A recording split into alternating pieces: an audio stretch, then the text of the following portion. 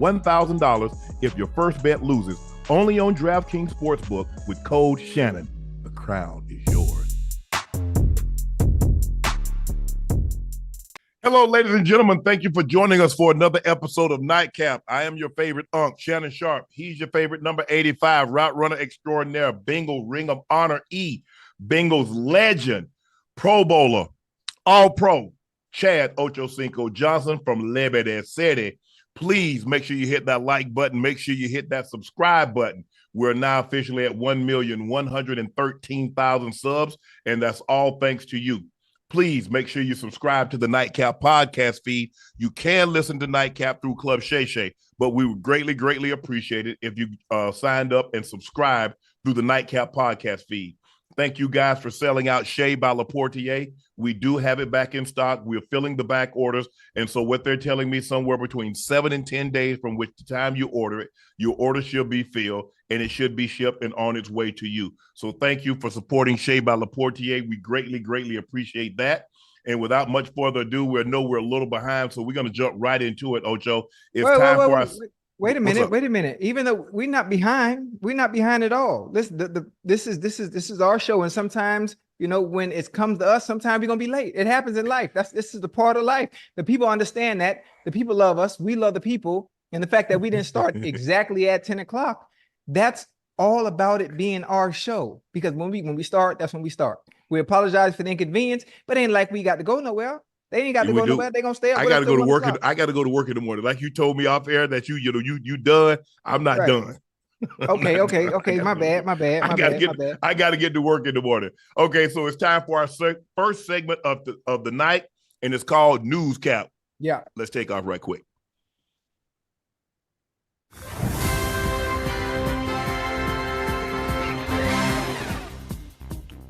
Ocho, the NFLPA releases its team report card. The Chiefs, who won 3 Super Bowls in the last 4 years, were ranked 31st in the league in player satisfaction. Only the Commanders had scored lower. Andy Reid was given an A+ by the players, but owner Clark Hunt was giving an F-, which didn't even know was possible. I thought F was as low as you can go. They said, we're going to take that thing a little step lower. Hunt basically promised to make things better for the players, then never delivered, and had the most pathetic excuse imaginable. The team was promised a renovated locker room when they returned this season after winning the Super Bowl. Only new chairs were added. Players were told they went too far in the playoffs. Players were told they went too far in the playoffs and didn't have enough time to renovate. Oh, I see what he's saying, because they weren't out of the locker room with enough time for them to renovate the locker room when they came back during maybe the off-season program or something like that. But listen, we talk about the Chiefs, right? Yeah, the owner's worth about $15 billion. They're only worth about $15 billion. But let's talk about this. Let's talk about the fact that these players, Patrick Mahomes, Andy Reid, the players on offense, the players on defense, they're doing something special that other teams haven't been able to achieve. They got an F, but where it counts on the goddamn fucking field, they bringing home Lombardi trophies. Maybe the fact that it doesn't look like you're on vacation, or the fact that it doesn't look like you're on a goddamn resort when you're coming to work, maybe that's the reason behind some of the success. So if you change the atmosphere inside the locker room where it looks like, oh, you're coming to goddamn Cancun, or you're coming to this nice establishment with all this modern furniture, maybe the players lose that drive. Maybe the players lose that hunger to want to play and to want to win. I mean, I don't understand the problem. This ain't vacation. This is time to go to work. Fuck all the goddamn amenities. Who cares about the amenities? Can we make it look like it's 2020, not 1960? Come on, man. I mean, listen. I understand. I know what your locker room. What's your locker room look like back then? Oh, we had nice locker rooms. Okay, it was nice. You had and they modernized it since we've left. Yeah, but listen, that to me, honestly, to me personally, I'm not sure how the players that they feel. Obviously, the players in this era are a little different. They want a little bit more. Man, I could give two you know what's about that. Listen, I stayed at the Bengals Stadium the first 2 years. If you wouldn't have stayed there if it was a dive. You wouldn't have stayed there. If it was a who? It was a dive, a dunk. Dude. What did they have? No couches. Every team has couches. I stayed in the players' lounge. I didn't need all that crazy stuff. My mindset was, I'm here to work. I'm here to play football. All that extra stuff, the people are complaining about. And yeah, I even heard some of the stuff on the report cards about cafeteria and food and all that. Yeah, like, Bengals got a F minus or E minus. Ash, I think that's an F minus. You guys, Bengals got a report card, but the food really stands out. Team does not employ a full-time dietitian. Dietitian. Yeah. In addition to, they rank 30th in food taste and 31st in food freshness. Who cares? We rank number 1 in the culture being changed and what Zach Taylor's been able to do. They worry about all this dumb shit, man. No, you don't. When them players, they pay you enough money. Have them goddamn meal prep. Make your goddamn meal before you come to the stadium, before you go to work. Look how the culture and the winning culture has changed. Now we complain about goddamn food and the cafeteria and diet and nutrition. I've always been bad with food. You would think you would adapt to the times after you start winning, Ocho. So what you doing with all that money? Okay, the salary cap just went up to $255 million. Right. We giving it to the players. You want paydays. You want to make all your money and now you're complaining about the goddamn locker room and the chairs and the couches and the motherfucking lights and the music and the surround sound system and all. Come on, man. Let's just play football. Keep in mind what the end goal is. Playing football, winning the division, and winning the goddamn Lombardi trophy. Not all these dumbass amenities that you get when you're going fucking vacation to Cancun and the Bahamas and goddamn Jamaica. So how about this here? They're one of 4 teams that don't offer neither a family room nor daycare for players and families on game day. You cool with that? Huh? They're one of 4 teams that offer neither a family room nor daycare for players' families on game day. Are you okay with that? They have a suite for the families when it's time to watch the game. They have a family section for the families when it's time for the games. Now you mean we have to accommodate your family when the game is over as well? Where they gonna go? You wait like my family used to do. You wait outside. You wait outside and lie with the rest of the family. This ain't 2000, Ocho. Huh? This ain't 2000. So now you want the owners to accommodate your family too. We already paying you on top of the millions we paying you. Now we accommodate everybody else that's coming to the game. Yeah, no, we accommodate to give them a room so they can stand and don't have to be with the regular fans. Yeah, that's asking too much. No. The family has a family section that they congregate at after the game. Yeah, after the games downstairs. They're the only ones that are able to go into that area. Well, guess what? The players said no. The players gave you an F. Say you're 30th in food taste, 31st in food freshness, and you're one of 4 teams that offer neither family room nor daycare for players' families on game day. Now, that's what your players say. You know what? I don't care about us getting F because right now the goddamn Bengals have a winning culture. Everything has changed when it comes to playing, and we are respected in the public eye, and that's all that matters. I don't care about no cafeteria. I don't care about nutrition. I don't care about no diet. I don't care about no family section. We know that you don't care about nutrition, but a lot of players in today's game do. And that's the problem. That's why a lot of players keep getting hurt because they worry about the wrong stuff. You worry about Tom Brady did. How about Tom Brady? Who? Tom Brady. How was his nutrition? He's retired. He played 23 seasons. How was that? He's retired. Why are we bringing something that's not LeBron playing? James played 21 seasons, playing at an elite level. LeBron James. Why are you naming people? Why are you naming people that are not like anyone else you be talking about? Whoa. Maybe they could be if you fed them properly. No, maybe they could not because who you are is who you are, and what you eat is not going to make you any goddamn better. Stop selling people that dream like these companies do. Ocho, that's foolish. Child, please. That's foolish. Stop. So we know what's foolish? No, listen, stay with me real quick. People in the chat, please stop believing that if you eat healthy, if you eat all the right stuff and you have a nutritionist and you have a meal prep and you have a goddamn diet, all of a sudden you're going to be great at what you do. Nobody said all of a sudden. Let me finish. Nobody said all of a sudden. Let me finish. The food you eat, what you consume is not going to make you great. There's a certain God-given ability, the work you have to put in, yes, and the skill set that you have. Yes. Not what you eat. All of that. No. That's a combination. Absolutely not. Because let me ask you a question. Let me finish. Either you got it, Unc, or you don't. You can work your ass off come sundown to sunrise. Either you got it or you don't. Can I ask you a question? Yes, sir. If you ran a six flat 40 and still ran routes like you did, you think you're getting open? Yeah. Ocho, stop it now. Come on, Ocho. So why are you using a hypothetical when I didn't run? Because you using a hypothetical. I was fast. I was electric. It was a combination. of your speed and your route running ability. Wait a minute. One without the other. Whoa. So if you run a 4-3, hold on. Wait a minute. There were other things. Other small nuances that I was excellent at that made me a great route runner. Not just it's understanding leverage, understanding the DBs, understanding the defense, knowing what he's trying to take away from me. There's so many different components, and none of those components had anything to do with what I consume before and after games. Had nothing to do with food. All that may be true. You can understand leverage. You can understand the nuances. But running a 6-flat 40 at Tom Brady speed, you're not getting open. I know that. I know. I don't run a 6-flat though, so that doesn't matter. That's my point. Thank you. Because you're trying to put it in a vacuum saying this. I'm saying it's a combination of all things that make you that. Thank you. I don't agree. I just don't like the fact that you're doing what the companies do. You're doing what the companies do and being able to sell a product. Well, listen, if you eat what we have, if you eat what we make, you might have played 14 years. Had you 8 right, you're going to be better. Maybe you'd have played 14 years. Maybe you'd have played 15 years. Had you 8 right? Who?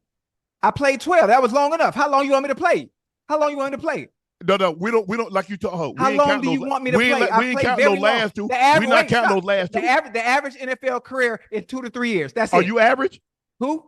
Are you average? No, so why are you putting yourself in a category where you're not in? Why are you putting yourself in a category that you're not in? I was extraordinary. No. You said the average. Are you average? Yes or no? No, I'm extraordinary. Okay, so that doesn't apply. That's not applicable to you.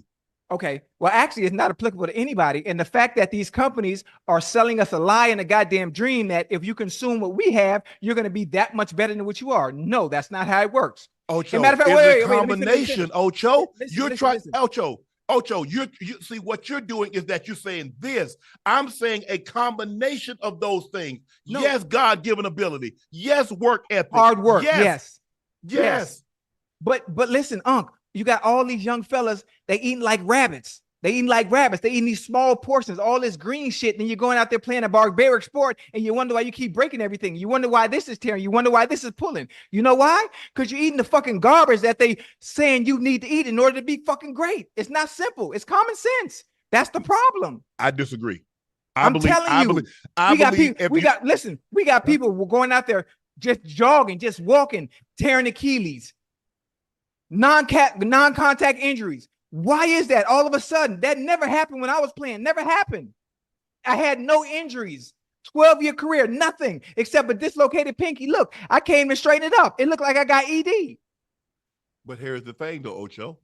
You're taking your situation and you're saying because I did this and you saying everybody should succumb to that. No, they shouldn't succumb to it. You do what works for your body, but I'm just telling you the fact that we have this notion that what we put in our bodies is going to make us play at this extremely high level. No. Tom Brady and LeBron James. It's a combination, Ocho. See, I'm not saying that just because you eat healthy. If you're not a good athlete, no matter what you eat, it's going to make you a better athlete. I'm saying the better fuel, there's a reason why race cars and airplanes put certain level of fuel in that vehicle, in that plane.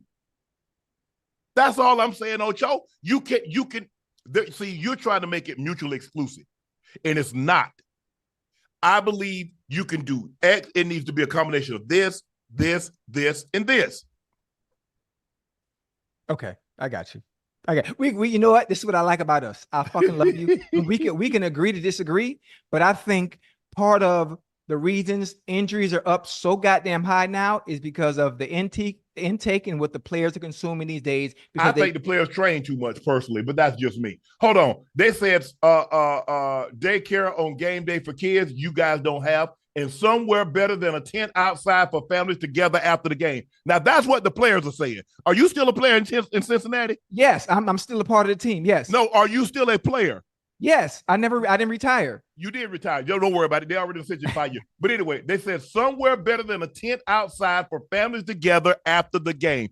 That is what the players are saying. Okay. We're not talking about you when you got the little your ceremony. You know, we know this is what we could do. This is what the owners are going to do. Since you guys want to gripe about all the extra amenities and stuff that you don't have, then we'll take some of that when it's time to get paid. We'll take some of the money We'll take some of the money that you're asking for when it's time to get paid and use that instead to make sure to accommodate the families and accommodate the kids and do things like that. I bet they won't agree then.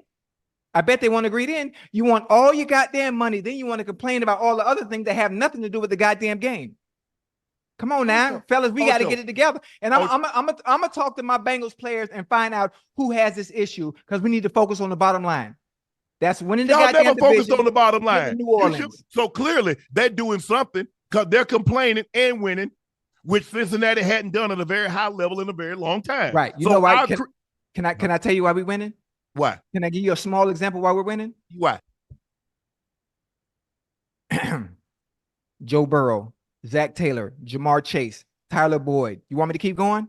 So what about Carson Palmer, Ochocinco Johnson, TJ Husmanzada, Henry? When y'all had the running back Corey Dillon, when y'all had the other running back, so why y'all didn't win at this level? Cedric Benson, we had some good years. We had that 2005 year. That was our year. If Carson didn't go down against the Steelers, you're doing a lot of ifs again. You told me about using them ifs and hypotheticals. You told me I couldn't use hypotheticals. But I'm just telling you. No, I need you to tell me definitive. I need you to give me something that doesn't require hypothetical. Okay. We're winning. The culture has changed. What matters in Cincinnati has changed. Clearly that matters to the players, or they wouldn't complain about it. You know what? I don't complain about. Do you complain about things that don't matter? You don't complain about flight because you say it doesn't matter because you're going to get there on time. Clearly, they're complaining about it because it bothers them. It don't bother them. I don't even. Matter of fact, you know what? I don't even trust this. I don't even trust this because I don't even think the players voted. I think somebody made. Who voted? I don't even think because they ain't asked. I don't even think the players did that. They don't ask you. You're not a current player. Why would they ask you when you're not a current player? I'm just saying. I listen. I guarantee you. Matter of fact, I call Chase right now. Ask him. Hey, you ain't got to call Chase. He ain't the only player on the team. Well. Hey, listen. We can agree to disagree. I think. Listen, my main focus. So this thing about Kansas City is made up. That's not true. Kansas City should be the last. They should be. That's not what I'm not saying. They're winning. I'm just asking. Are you saying they're lying? That this is a survey is a lie? I don't know. I'll call Pat Mahomes after this and ask him. Because Miami, the Dolphins, they said 1,706 of our players provided information to the NFLPA about the current club. 1,706. So 32 clubs times 53. That's damn near all of them. So all but about 200 players responded. Well, I tell you what. Now, when it's time to get paid, how about they take some of that money we asking for, and then they use that for all the amenities and improving the goddamn locker rooms and the family section for your family. I guarantee they won't care no more then. Whoa, Ocho. I'm just telling you. I'm just telling you. Hold on. Wait. Let me finish. We need to focus on the end goal. We coming in there to work. This ain't no goddamn resort. This ain't goddamn vacation. We can vacation when the season is over. Let's focus on what we came to do. Go to meetings, go to practice, out of practice, watch film, hit the cold tub, do your therapy, whatever else. Do y'all got cold tubs? Take your ass home. Do y'all got amenities like that? Yeah, always. I got a cold tub right here in the house. No, I'm talking about because I mean when I saw that y'all little amenities was a little scarce. No, we was good. It was good enough for me to go out and perform every Sunday, whether it was playing home or away. I'm like, hey, Unc, can I tell you something? Yeah. I like this topic. Hey, check this out. Listen, I'm so passionate about this. I like this topic. So let me ask you a question. So what about those prices? What prices? The ones that owners keep raising and charging fans to get into the stadium. Yeah. For soda. Yeah. No. Yeah. Whoa. Now I need you to have that same energy. Okay, what about the owners that want to increase the tax to increase the value of their team? You okay with that? Am I okay with that? Yes. No. No, I need you to get on that soapbox. You just that you about 12 feet tall. Then now I need you to argue. I need you to argue for the fans. But listen, hold on. I need you to argue for. Hold on. Hear me out. Stay with me now. I need you to argue for the fans, just like you argued in support of the owners. Take off. Okay, can you hear me? I hear you just fine. Did you see the ticket prices for the Carolina Panthers this year? I just want stay with me real quick. Did you see the ticket prices for the Carolina Panthers this year? You see how low they were? So for the fans in Cincinnati, I guarantee you ask any fan. I think the stadium seats 75,000. You ask, man, y'all ain't seat no 75,000. Stop. Man, we sell out every home game. What you talking about? Man, yeah, with 55,000. 50. Man, Boy, y'all ain't got no 75,000 seat stadium seats 75,000. Unc, what you telling me? Y'all ain't got no. Ash, pull it up. Let me finish. I guarantee you ask any Cincinnati fan if the prices are being raised. The prices are being raised because you know you have a winning organization now and the team is winning. So that's what you do. I guarantee you none of them have a problem because the end result is exactly what the fans have always wanted. I guarantee you. Hold on. So with that theory, if the players are starting to win, they can't complain because they're winning. But the fans shouldn't be able to complain because the team is winning. Well, I mean, listen, you gotta come on now. You gotta pick your poison now. What you want? You want to lose and have cheap? If you want to be losing and you want the tickets to be cheap as hell, or you rather be winning and get your money's worth on what you're paying for? Well, I don't want you to raise my ticket every year. What happens to rent? What happens to rent every year? What happens to rent every year? What happened to prices everywhere in this economy? Well, I've got to pay my rent. I've got to pay a mortgage. I ain't got to go watch the Bengals play. I'm asking you though. Stay with me now. What does it do every year? In all businesses in this economy, what goes up every year, no matter what? It just inflation and just the way that the business works. But I guarantee you, if tickets are $100 for Bengals games, guess who's paying $100? Every single fan, because they know the product that they get on Sundays on that field. They don't have a problem with that. They know at the end of the day, my Bengals teams are winning as opposed to when goddamn tickets was $20 goddamn dollars and nobody was showing up. I remember the day when we were losing so bad, I had to buy out the rest of the tickets so we wouldn't be blacked out on TV. I remember that. Ash, what's the seating capacity of the Bengals Stadium? 75,000. This is a good topic, man. This is a good fucking start. 65.5. What? 65.5. No, I'm talking about the standing room. That's another 65. Ain't no standing room. You got 65,000 people in that stadium. You're not as big as Arrowhead. You're not as big as Mile High. You're not as big as some of these big. I don't know what the Bills, but the Bills used to hold 80,000. You're not that, Ocho. Let me tell you the difference. This is the problem which you don't understand. We have made renovations to Paycor Stadium. There's a certain area where you can stand up and it holds 10,000. 65, even with that standing room only, 65.5. That's it. That's 75,000 if it's 10,000. 65.5. They factor that in. You hating on us. You hate on that. It's 65,000. No, you're not it's 65,000 seats. Seats. The standing room, the occupation for standing room is 10,000. You're not the Chiefs. Hey, we sit not more. The Broncos. You're not the Packers. The Broncos, y'all don't even count. We better than y'all. We better. When the last time the Broncos beat the Bengals? What? Yeah. What? When the last time the Broncos beat the Bengals? Hold on, Ocho. Y'all don't even have no quarterback. Y'all don't even have no quarterback. There are 32 teams in the NFL. The Bengals Stadium is the 7th smallest. The 7th smallest? Yes. Hey, there are 32 teams in the NFL, and we're the third best. Second best.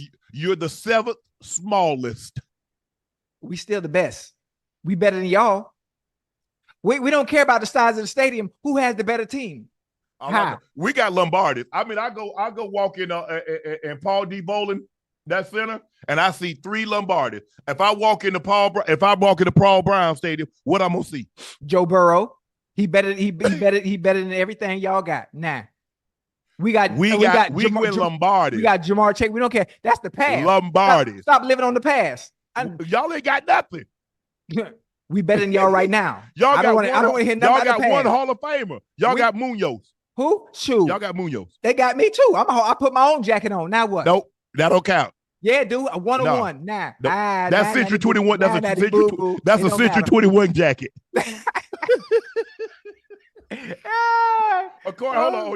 According to the Sports Business Journal, some executives are trying to downplay the survey because, of course, they do. All a part of the effort to deny, deflect, dispute undeniable feedback from the players. Right. Because here's the thing: the collective bargaining agreement, there are certain things that are supposed to be met by each and every team. Yes, so I think that's the crux of it. I don't think they're trying to say like, "Oh, this team is bad," but on the collective bargaining agreement, there are certain amenities that was supposed to be afforded in the collective bargaining agreement. Yes, sir. Meals. Because, when I played my last couple of years, we got breakfast. But prior to that, you got no breakfast. You got lunch. Now most teams give you breakfast, lunch, and dinner. Wait, we had nutritionists when I was playing. We had breakfast, lunch, and dinner when I was playing. I'm not sure. I'm sure I ain't played in 20 years. I'm sure they get all that now.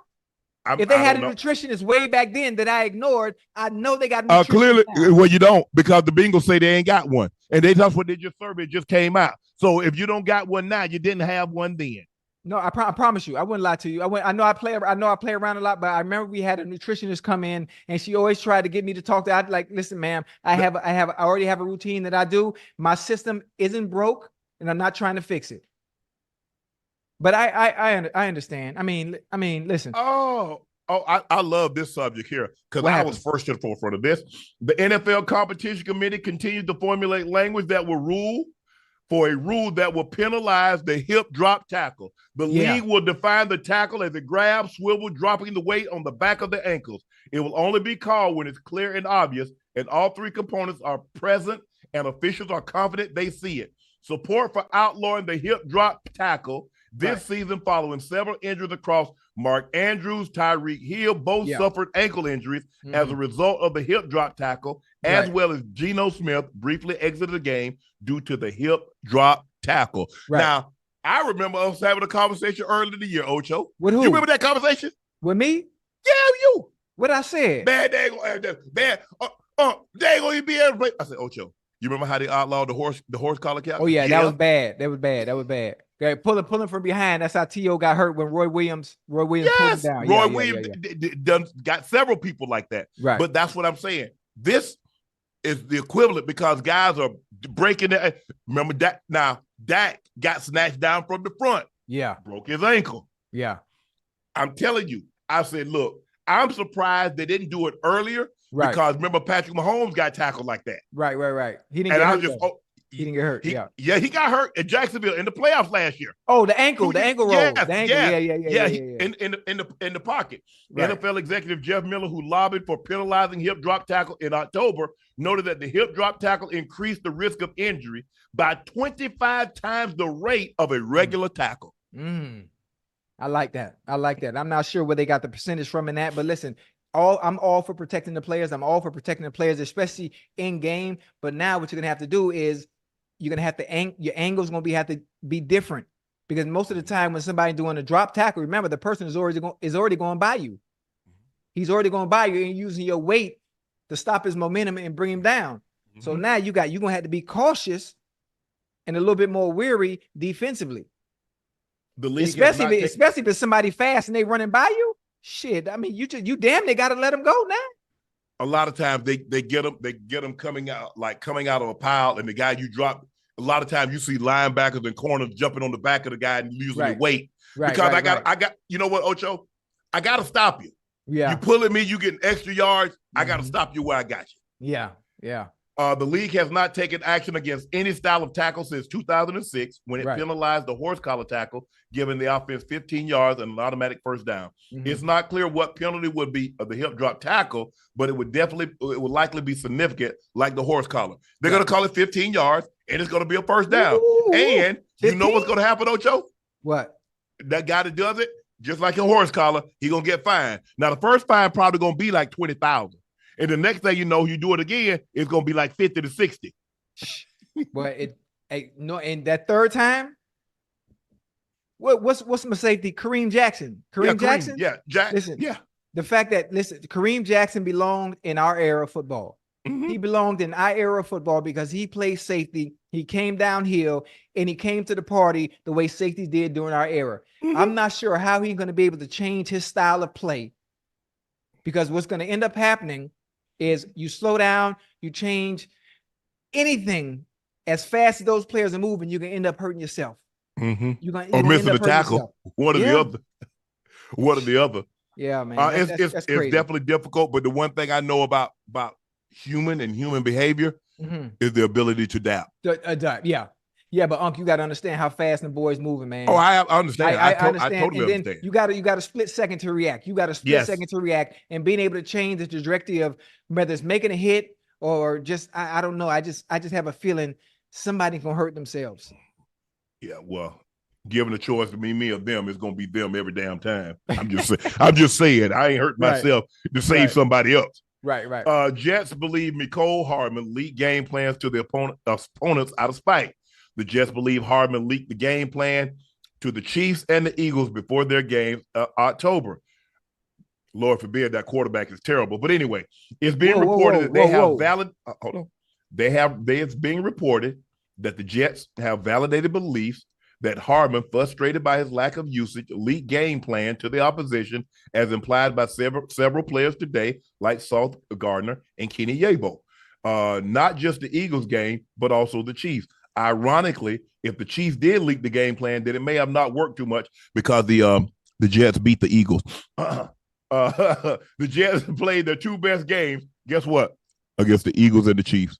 But anyway, we will keep on, Ocho. New York handed the Eagles the only loss over the first 11 games, beating them 20-14. So we're going to disregard the quarterback that you guys have given permission to his agent to seek a trade. That's now, my dog.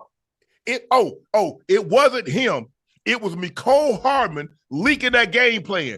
He's like, y'all got a quarterback. So whatever you might telling me, if I do what y'all telling me, I'm going to be wrong because I already know he can't throw anyway. He can't read defenses anyway. Why am I going to listen to you? He can. It's hard to read defenses when everybody on your ass as soon as you snap the ball, but that's neither here nor there.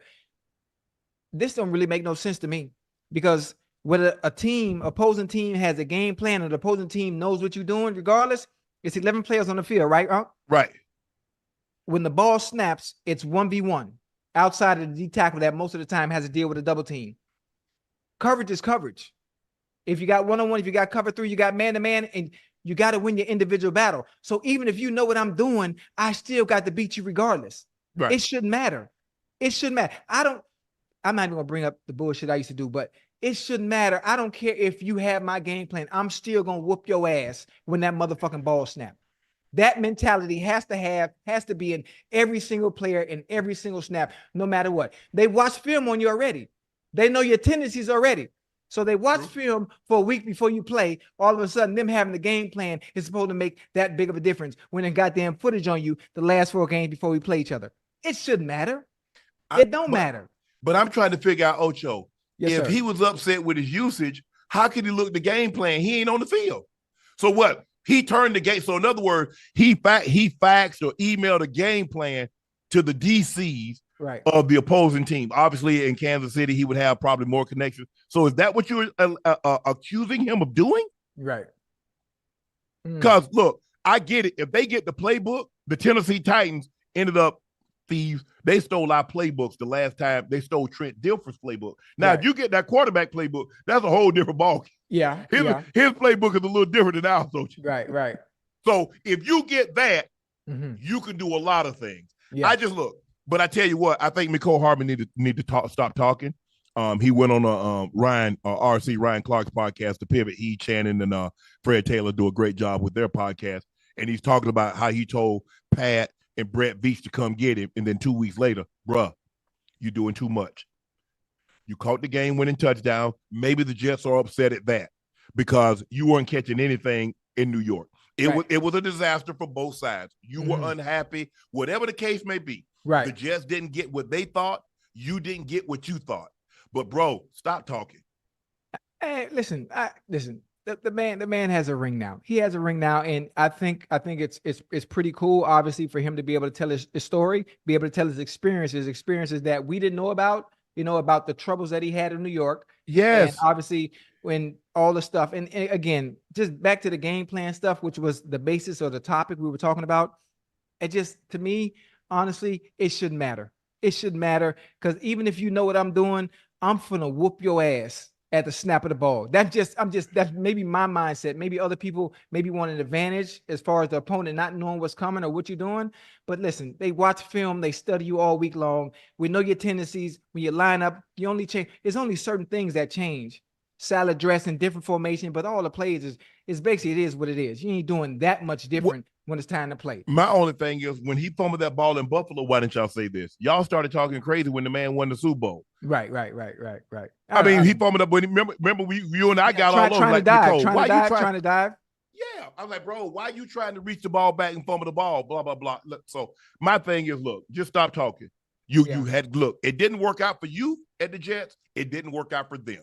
You got an opportunity to return home where you started your career, and you're very fortunate you parlayed that into a Super Bowl. So now you have 3 Super Bowls, and you caught the game-winning touchdown, so you're going to be immortalized in Kansas City lore for perpetuity, forever. So just let it go. You don't have to talk about your time and I was frustrated and they promised me this and they did that. Bro, let it go. You won. You got an opportunity to return to Kansas City. You caught the game-winning touchdown from Pat Mahomes, the best quarterback of his generation, he has a great chance to be the greatest quarterback ever, and you caught the game-winning touchdown. Let it go. You won.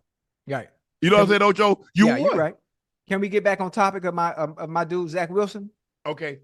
Here we go. Jets give Zach permission to seek a trade. The Jets have given quarterback Zach Wilson permission to seek a trade. Unless the Jets are willing to pick up most of Zach Wilson's fully guaranteed compensation package for 2024, the Jets will be stuck with him. They'll eventually cut him or keep him and pay him more than $5.4 million in 2024. Unless the Jets are willing to give someone else draft picks to take on the full $5.4 million, no one is going to touch that salary. Really, would you pay him for 1 year based on what you've seen through 3? That's a question for you. Yeah, goddamn right. For one, part of the problem is all the untapped potential that Zach Wilson has been wasted. Let's start there.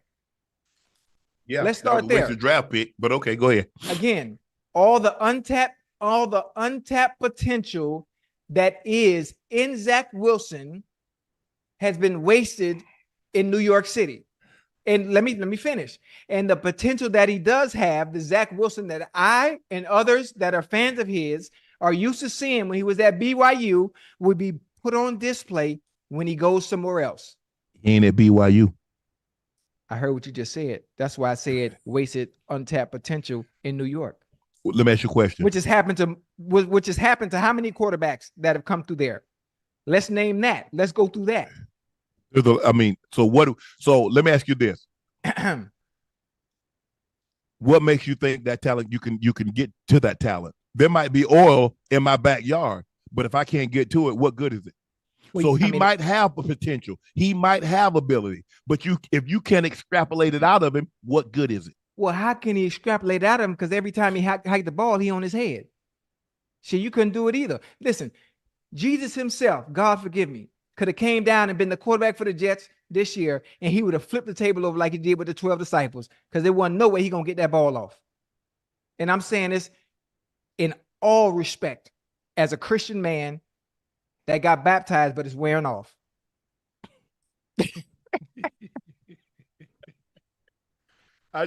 Ocho, I just hate that you pinned all your hopes and you put all you put everything. I love him. I love Zach Wilson to death, and wherever he goes, I go.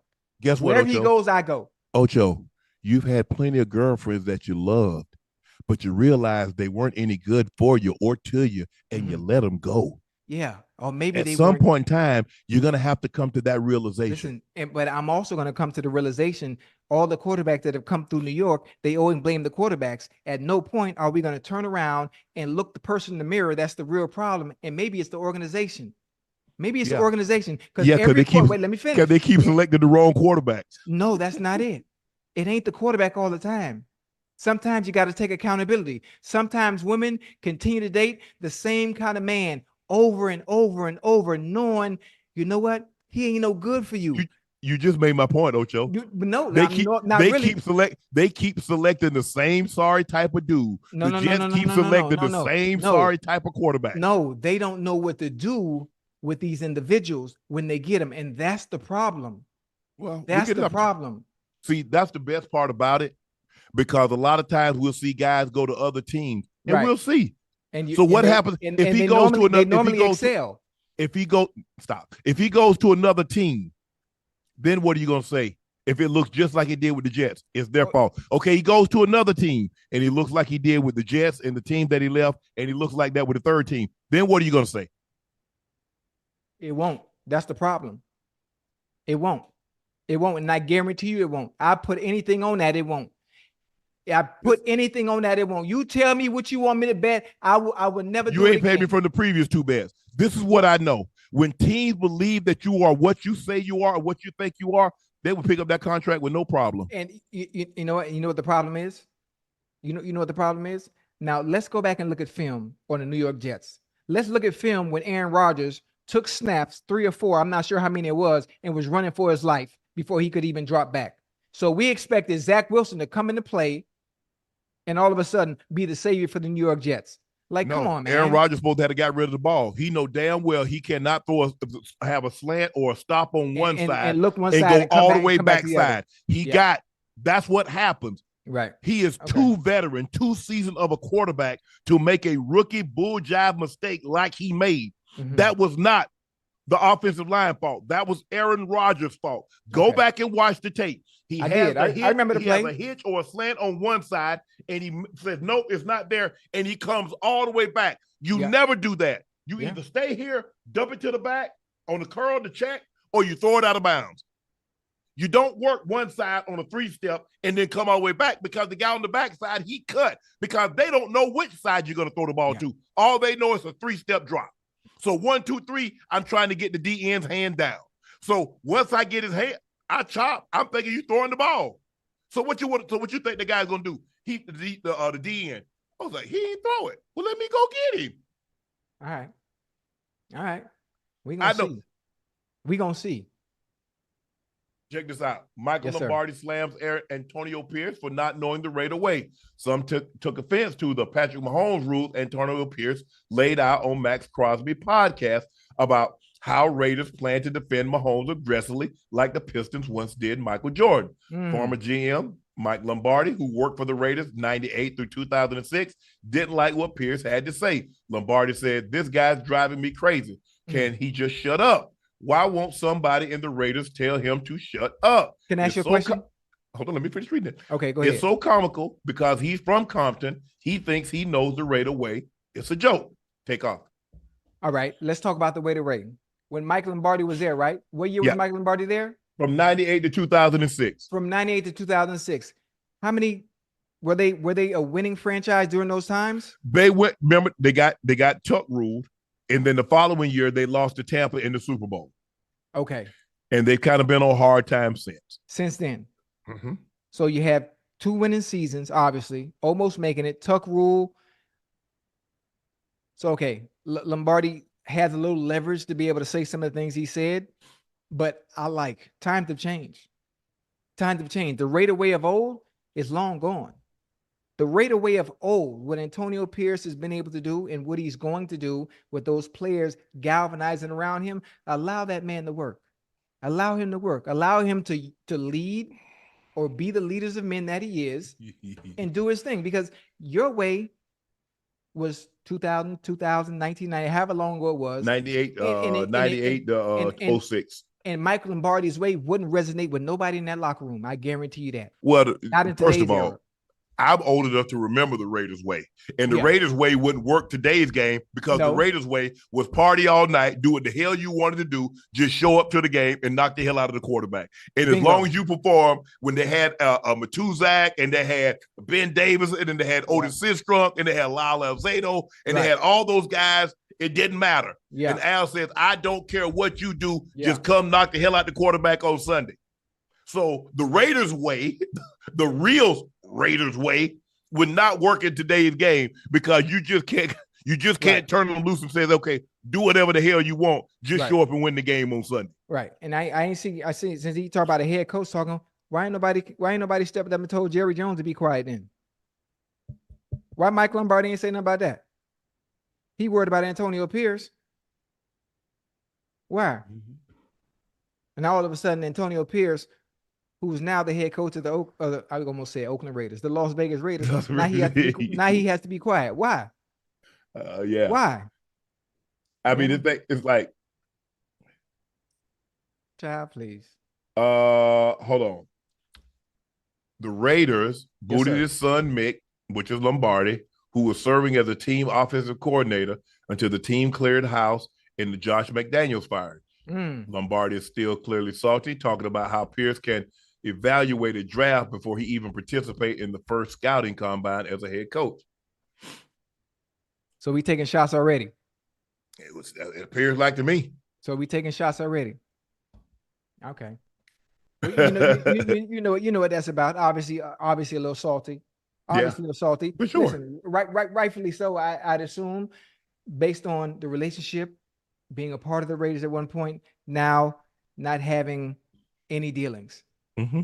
Times have changed. It's okay to move on. Sometimes an ex or woman will leave you. Mm-hmm. No need to gripe. Just move on. Just move on. Because when they have success in Las Vegas, and we're going to look back on some of the things Mike Lombardi said, we're going to bring them up later on. Oh, well, remember you said this? Oh, remember you said this? And then you know what I'm going to say? Mike Lombardi, stop talking. Yeah, I don't got no problem. He's like, look, we have to make Patrick Mahomes feel us. We're too nice. We got to touch it. Every chance we get, push him down. Yeah. We're not trying to injure nobody, but we want them to feel our presence. Make them uncomfortable. There's nothing wrong with that. There is nothing wrong with what he said at all. I mean, it's just funny. I mean, look, everybody has a way of doing things, but this works. We'll see how it works in a full season, but clearly his team responded over the last several weeks to AP's coaching style, Antonio Pierce's coaching style. Right. And it worked for them. Yeah. Let's see if he can come in with a full camp, a full off season, getting some players in the draft, and let's see how this thing. I'm rooting for him. I hope he does well. I think I don't know if I played against him. I think I might have been gone by the time he was there, by the time, when he got there, because like you said, you would go, I really been retired for 20 years. So I think AP came a little after I left. I don't, because he didn't play on that Giants team that we played in the Super Bowl. They had Michael Barrow. No, they didn't have Barrow. Did they have Barrow in Armstead? Michael Barrow from the Hurricanes? Yeah. Oh, I think they might have had Barrow and Armstead, but I don't think AP was one of the linebackers. Right. I think AP might have been on that 018, that 017, the team that beat the Patriots. I think he might have been on those teams, but I don't think he was there in 2000. But I know Armstead was one of the linebackers. I don't know. Michael Barrow might have been one of the others, but I just remember that front line they had. They had with Strahan and Ham. Who else was on the other side? Damn, that been so long. I don't remember nobody but Strahan and Seahorse. Yeah, Jason Seahorse. It's been so bad. It's been so long, man, since I remember those guys. Hold on, let me open this. Let me open this for real, boss. Oh yeah, he was okay. He was on the Washington team. Nah, he came in 2001. We played Washington. I was on the team that we lost to Washington at Baltimore in 2000. So no, I missed him. He played a decade. He played a decade in the league. From 01 to 04, Ocho, he played 01 to 04, he played with Washington football team. And from 05 to 09, he played with the Giants. So he missed that second. He missed that second Super Bowl. So he got the first one, missed the second one that the Giants beat New England in 2010 in Indy. So he played a decade. He played a decade, Ocho. So congratulations to AP. Hey, at the end of the day, you got to find a way to motivate your team, and whatever resonates and motivates your team and galvanize your team, it gets them to play at their best level. Yeah. That's what you do. You don't worry about, well, this is the way he coaches his team, and that's the way he coaches his team. I got to worry about how I coach my team, because I don't have those guys. I've got these guys, and these guys react to what I say, not what that coach says. And no disrespect to Mr. Lombardi, his coaching way or coaching style, or the way he just does everything in general, it wouldn't resonate in today's game, in today's players. It just wouldn't. It just wouldn't, which is why most of the owners realize that. And if you look around the league at some of the coaches, you notice that everyone is much younger and not as old. Much, much younger. Yeah, you got to be able to talk to these kids. I mean, it's a different time, Ocho. Yes, and sir. I know, and so for me, although the money is fabulous, it's fantastic. Right. With my mindset and the way I approach the game, it would be tough in today's game for me. Right. Because of the players, it's about clicks, it's about likes, it's about this, and it's about that. And the only thing I gave a damn about was winning. And I needed to be around guys that wanted to win. Right. And so, look. I mean, I think they still want to. I think they still want to, and just, being able to have a little balance and being able to adapt, obviously, into the social media era. And I think one of the things that people are trying to brand themselves, when all you have to do, if you take care of yourself and take care of your business in between the lines and the hashes and playing ball, and the brand will take care of itself off. People trying to brand themselves without doing shit on the guy. Oh, they're coming in the league with a brand now. Man, I'm building a brand. I'm like, well, damn, what about what type of okay, Ocho, you talking about you building a brand? What brand of football you playing? Yeah, that's what matters at the end of the day. What brand of football you playing? You winning? You winning? Yeah. Because the quickest way to build a brand, start winning. Yeah. That obviously start winning as a team, but individual success will get you all you want. You got to be good, really good at what you do, and you'll be fine. Everything else will take care of itself. Everything. I mean, you didn't hear about Brady. Brady ain't say nothing. You ain't hear Brady mention nothing about no TB12 until he got about 4-5 Super Bowls on his belt. Oh yeah. You ain't have to. And you ain't hear nothing about no Omaha until Peyton Manning had done won and won Super Bowls and did all that stuff. Now, Pat, I don't know what. Rail! Man, Rail, you put your lips on him, he gonna crawl up and down somewhere, Rail. Yeah, I just met her 2 weeks ago. Who, Rail? Yeah, that's my. You keep it fun. You know, Ocho. You know what you do, Ocho? You see Rail walking by. You hit. Oh, whoa! Hold on, come back in there, Rail. Hey, I know that thing. That was a 2019. So I know what you paid for that one because I got one too. I ain't paid for that, boy. I be scamming. Nah, you ain't scamming. They came out. They got a new color. They got that gold and they got that black. Nah, I think that's the extra large. The extra large, I think. I'm telling you. Okay. That bag was released in 2019. Well, huh? You damn right I know. Yeah. During the holidays, I had a little part-time job at Chanel over in Midtown in the design district. Yeah, I don't care what you got. That bag going for somewhere between 15 and 20 grand right now. Well, and you got an aftermarket. Who? You. Not me. Well, I don't pay for what. I'm to I know what she said. She said, "Look what he got me."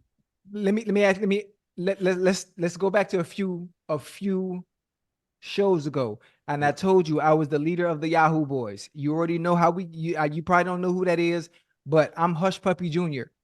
So I'm gonna leave it at that. We can go on with the show. All I'm saying is I know what that bag costs. As long as you know that I know, and you know that I know that you know that I know. Yeah, and I told you I'm also a scammer. Yeah, you can't scam that one because they didn't. Hey, I'm gonna pull mine out. I will show you. I will show you mine. I got one. Oh, you got? Wait, what? You got one too? Hey, I had to take it back. I had to take it back. I had to take it back, Ocho. I had to take it back. You took it back? Yeah, What she did wrong? You know what? I was thinking about giving it to my daughter, but that might be too much purse for her. Yeah, that's too much. Especially for that age. I mean, even though she is grown, but that kind of bag, that's a stepper. You gotta be a stepper when you got that. Somebody gonna be able to snatch my daughter's arm off. I gotta give her something that she'll let it go because my daughter gonna fight till my daddy gave me this bag. Listen, that's a good story though. I mean, obviously, if you're paying $15,000, $20,000 for a bag and things don't work out, like there's some things I'm going to need back from you, mama. There's something because what you're not going to do is be on your next date with the bag I bought for you. That no, mama, we not doing that. We not doing that. We not. I know women don't even like Indian givers, but if I buy you anything over $10,000, I need that back. You gonna take it back, Ocho? You took yours back. Why I can't take mine? I didn't give it to her. I was gonna give it. Oh, but she missed out on that, and you still got it. Still got it. Oh, so hey, I'm gonna find you somebody special you can give it to. Shit. Are you gonna find me somebody on eBay that's willing to buy it? That's what you gonna find. Hey, the fact that you still got that bag and things didn't work out and you just held on to it is good. That's hold good. on to it. Listen, and you know the good thing about it is those bags appreciate no matter what. Yes. They appreciate no matter what. Yes. Okay. The next, Kevin Durant says Drake's Certified Lover Boy is his favorite album ever. What's your favorite album ever? Oh, that's easy. This is easy. Now, when we say album, I'm not speaking on any genre of music, but this album is a play from top to bottom, or bottom to top, whichever way you want to go. The Miseducation of Lauryn Hill. Everybody in the chat, I know you're going to agree with me as far as one of the most iconic albums. That is a no skip album. And I'm sure everybody will have their choice on what they like on as far as this being the best album, regardless of genre. But I'm sure we can all agree on the Miseducation of Lauryn Hill being a classic album. And for me, for sure. I mean, I would need you to be specific when you talk about, for me, right? Like rap. For me, it's All Eyes on Me, the double album by Tupac. Real rap, yeah. Okay. Now listen, that's a difficult one too when you talk about the genre of rap and we talk about iconic albums, because you got Jay-Z, you got Biggie, you got you got Biggie, you got so many people. You got Eminem, Slim Shady, Marshall, the old Slim Shady, where he told stories, the old Slim Shady, with Stan and all that on the Lose Yourself.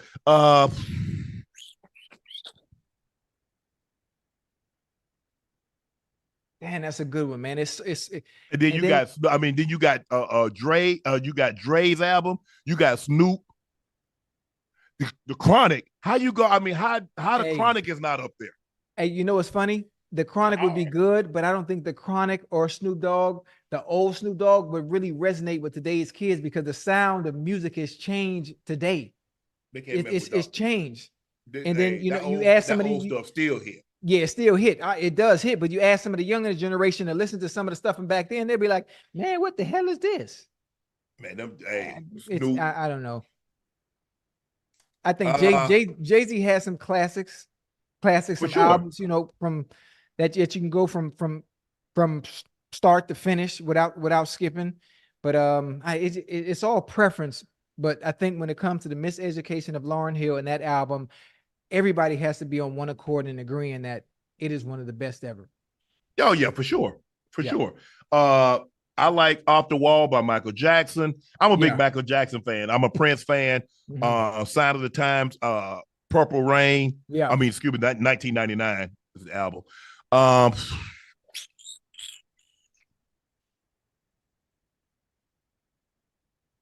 I like Sade. I like Maxwell. But y'all know me. Y'all know my girl. What you know about Maxwell? You know my girl. I'm talking about the old Maxwell. Yeah, for sure. And D'Angelo. What you know about that old Jaheim? I got one for you right here, baby. I got one for you. I know you ain't gonna know about this. I know the chat ain't gonna know. What you got? Dave Hollister. I know about Dave Hollister. Yeah, hey boy. Dave Hollister got some heat, boy. I forgot the name of the album. It's a good one. Oh, Dave Hollister used to rock. Man, Eric Benet, Brian McKnight. I'm talking about these dudes had some great, really, really, really good music. Really good music. Music Soul Child. Oh, yeah. Yeah. He's on flight with me. But, for me, my favorite artist, everybody know who it is Michelle Ndegeocello. Yeah, but you can't put her in the Yeah, Plantation Lullabies, Bitter, Cookie, the anthropological mixtape. Oh, it's just something about it when I hear that woman's voice. Is she what genre is it? Neo soul? Yeah. Okay. And she sings with such passion. You can hear when she's singing the hurt and the pain that someone is broke. When she says like wasted time, I wish you spend your time wasting someone or wasting on someone that won't love you like I would, like I do.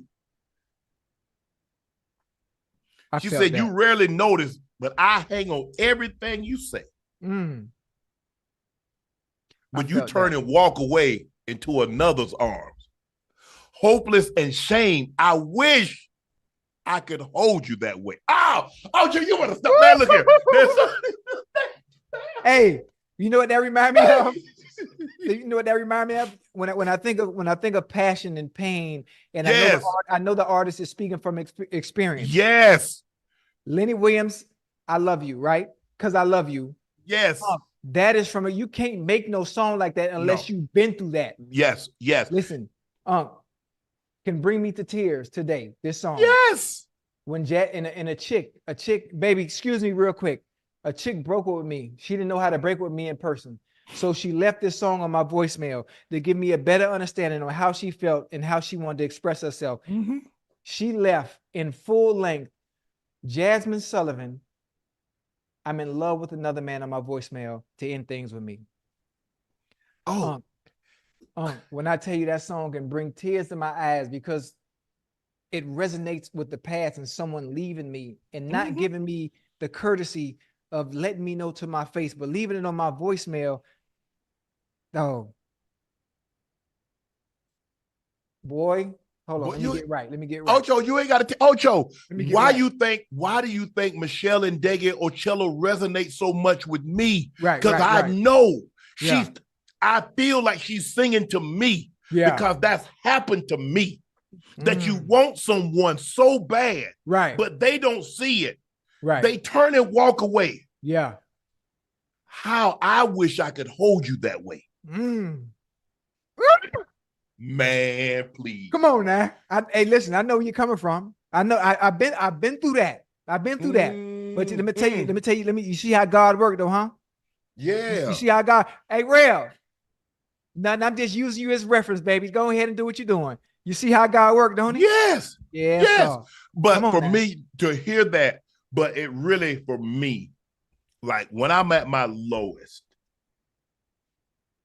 the one person I'm gonna pick up the phone and call is my sister. Yeah. Yeah. Because she's gonna provide clarity to me and explain it to me. She always gonna say, Shannon, I love you. That's the first thing she say, Shannon, I love you. You my baby brother. But you're gonna be okay. And you know, she said, hey, she'll read me scripture. She said, let me pray. Let me pray for you. And it's just something about when I hear her and she tells me it's gonna be okay, I actually believe it. Because a lot of times people have told me it's gonna be okay and I don't necessarily believe it. But every time she's ever told me that it's gonna be okay, I believe her. I believe it. There's something about her voice. There's something about she's the closest thing to my grandmother, and her voice, she can get me to calm. I was like, I'm gonna do this. She's like, Shannon, this your big sister talking to you. Yeah. And it brings me a peace. Now my brother's like, hey, bro, what's going on? Talk to me. You know, he talks, he's very matter of fact. She's like almost like a mother talking to a small child, telling me it's gonna be okay. Yeah. Without, I mean, she's not there. I mean, a lot of times, like, you know, when I was going through, she came out. You know, she's like, hey, she called my brother and say, hey, I'm going to see Shep. That's what she called me, Shep. And we talked a lot of times in the room, just her and I. She said, boy, she said, it's gonna be okay. You know, hey, you know God didn't bring you this far to leave you now. Yeah. And so when Mecole and Drea is in those songs resonate so much with me because a lot of songs, not just that, when the song Atlantic Star Send For Me. I remember a lot of those songs. I remember like, man. Yeah.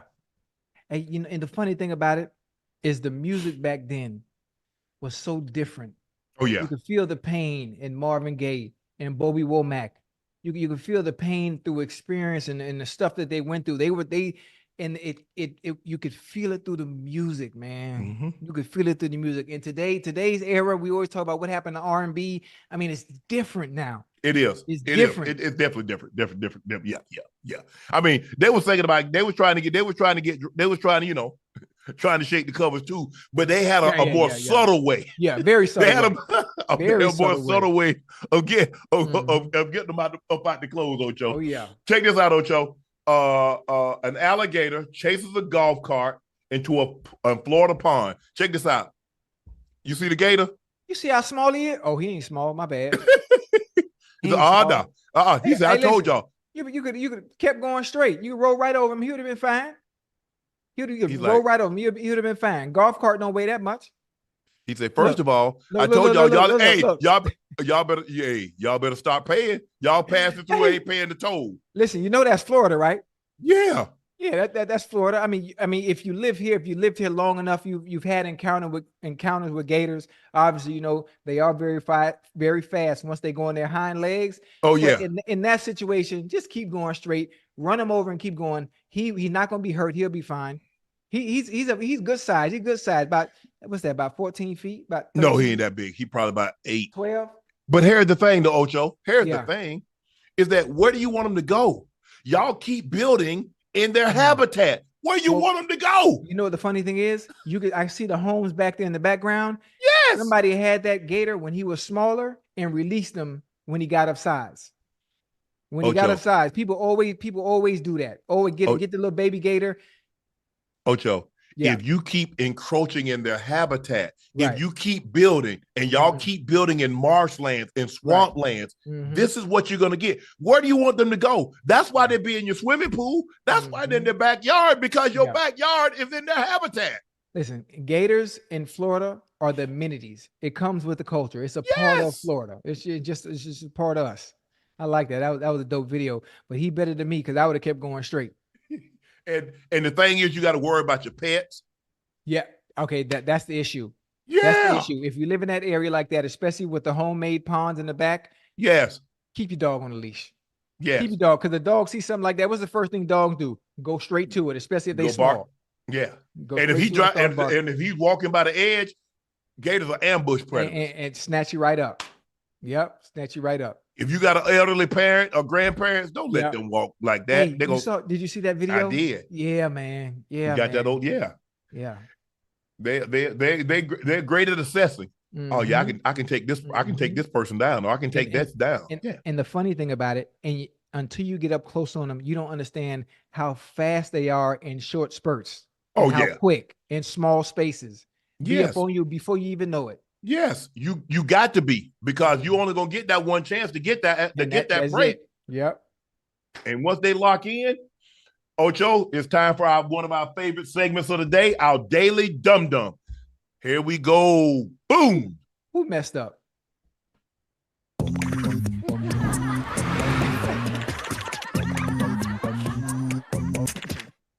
Ocho. Yes, a woman lost more than $800,000 in an injury lawsuit after photos surfaced of her partaking in a Christmas tree tossing contest. The 36-year-old woman from, I guess, South Africa, RSA. Is that South Africa or that? What is it? Ireland. Excuse me, RSA, Ireland. She sued in a 2017 car crash, allegedly caused her debilitating neck and back pains. Right. She claims the pain prevented her from holding down a job for 5 years. She was eventually rewarded disability payments, but they recently came to a screeching halt after she was caught tossing a tree. The local newspaper stumbled upon the photo from 2018, which means it was taken after a year after the incident.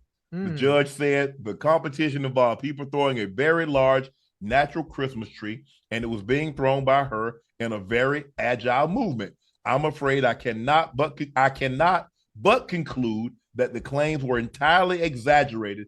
On that basis, I propose to dismiss the claim. She fumbled the bag, Ocho.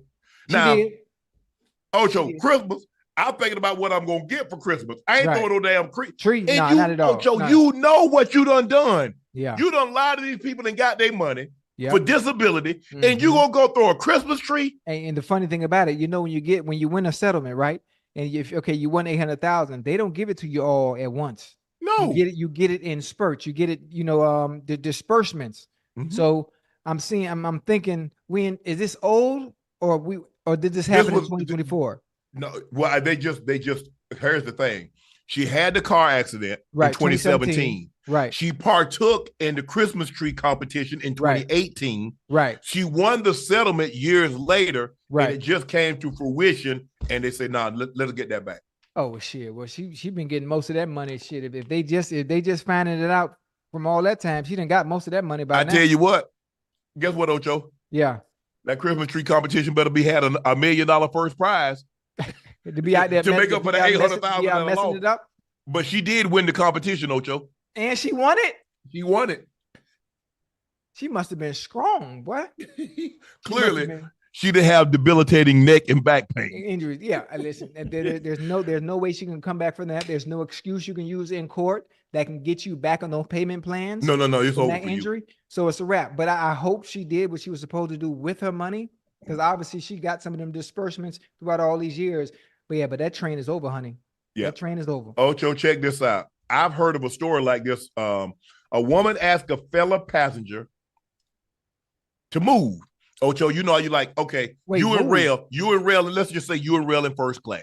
Right. And y'all not sitting together. And you see a fellow passenger, you say, hey, do you mind switching seats with my wife so we can sit together? Okay, sure. Check this out. A woman asked a fellow passenger, could he switch with her husband? Right. The sad thing was her husband was economy in the middle seat. They're in first class. Hell no. I mean, why would you even do that? Why would you even disrespect someone that paid their money? Yes. To sit in first class and ride in comfort to go back to goddamn economy because you want to sit with your husband.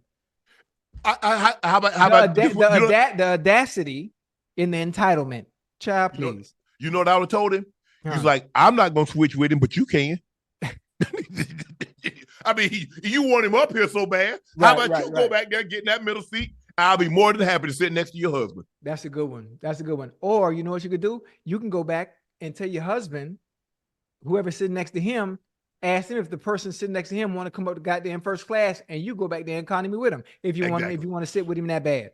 Now, why would I? That's going. I mean, the tickets now, man, they're astronomical. You're talking about somewhere between $2,000 and $4,000. Whoa! And you think I'm gonna give up my seat, right? And then you're gonna go sit back there and then go sit in a middle seat for $300 because one of y'all wanted to be cheap, and you think somebody's gonna be out of the kindness of their heart, like, you know what? Yeah, I want you to sit. Child, please. If anything, it should have been the other way. If you want to be with your husband, going back there in economy. He was in 18C. The incident happened on board a flight from Toronto to Vancouver via a unspecified airline. Hey, did they have an argument or something?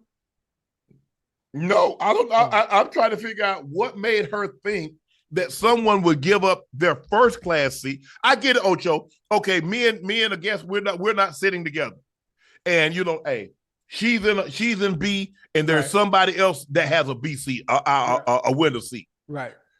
Do you mind switching up with such a? Okay, fine, no problem. Yeah. Zero. Long as it's still in first class, it makes sense. Me, Ocho, it's in my profile. I'll see non-bulkhead. I don't, the blow bladder ain't what it used to be. So, I'm gonna get up a lot, and I don't want to be stepping over you and put my ass in your face, and you trying to eat. So I just like to get on up, Ocho, and go into the bathroom. Mm-hmm. I can't do bulkhead because I like to stretch out, Ocho. Right. And that bulkhead, that thing, it doesn't move. Right. And then you can't have your bag down. You got to have it up over your head. And I get tired of going up there. If I need something, get it. Put it back up. Put it back up. Mm-hmm. So just let me go ahead and get aisle seat, non-bulkhead. Right. And a lot of times, if I'll trade with them. So somebody's like, they want to sit with, if it's an aisle seat and their wife is in B, hey, I'll go. Long as it's not a bulkhead seat, I'll switch with them. Ain't no problem. I understand people want to be together. Mm-hmm. I've been in that situation, not multiple times, but a few times. Obviously, with Real and I, when we're traveling somewhere, and obviously we, for some reason, this one here back here, she likes to wait to get tickets last minute when we have to go somewhere, because most of the time we want to travel, we don't plan ahead of time. We be like, you want to do something? Okay, boom, we out, and we won't be able to get seats together. So the few times that we've had to do that and ask people to change, they've always been very nice, and it's never been an issue. But I mean, that was ridiculous of her to even think to ask somebody to go back to economy so her husband can come sit with her. I was like, no, but you can trade with your husband. Yeah, I'm sure he would love it up here. Yeah. Man, people do. Check this out. Multi-millionaire CEO of a food processing giant, Kellogg, suggests that family with strained finances could cope by eating cereal for dinner. The CEO earned an annual base salary of $1 million with more than $4 million in incentives. Do you think he's feeding his kids cereals for dinner? This also comes on the heels of General Mills being hit with a class action lawsuit claiming Cheerios contain harmful pesticides. I mean, I wouldn't even say anything. It's like I understand that the economy is really hard on families. Family of 4, family of 5, tough to make ends meet. Right. But to be so tone deaf, to say, well, you should eat cereal. Yeah. I mean, listen, obviously, people of power, people in positions of power, especially those higher up the food chain, they always let you know what they think about you. They will always let you know what they think about you. They always let you know how they feel about you, especially with comments like this. And to be tone deaf and not understanding the difficult times that we're in now, to even utter those words and allow it to get out, says all you need to say. It's all you need to hear. And it's always been like that. It's always been like that. And the fact that people are still that disconnected from reality and what's going on out here in the real world, it sucks. It sucks. Yeah, it's tough, man. And the funny thing about it is, what he's saying to do is something we did as kids any goddamn way. Oh yeah, eat cereal. But I mean, we didn't have. Obviously, we didn't have what we had now. But hell, I like eating cereal. Mm-hmm. My grandma like, boy, stop eating up all that cereal. You don't have nothing to eat for breakfast. That's me. I had an issue, not an issue, but I used to love while I'm gaming at night. Obviously, as a kid growing up, my mama, my grandma cooking dinner. I was like, mommy, I'm good. I got me a bowl of cereal. Either I got my Frosted Flakes, I get my bananas, cut my bananas up in my Frosted Flakes, or I got my Raisin Bran, cut my banana with my Raisin Bread, put my bananas in there, sprinkle a little sugar, mix that thing up. Man, they got orange sugar already on Raisin Bran. I mean, sugar already on Frosted Flakes. Damn. I did not on my Frosted Flakes. I'm talking about my Raisin Bran. I used to spice it up a little bit. Nah, we got cornflakes. That goddamn big old white box with that roost on it. Cornflakes? That's dry. That's all.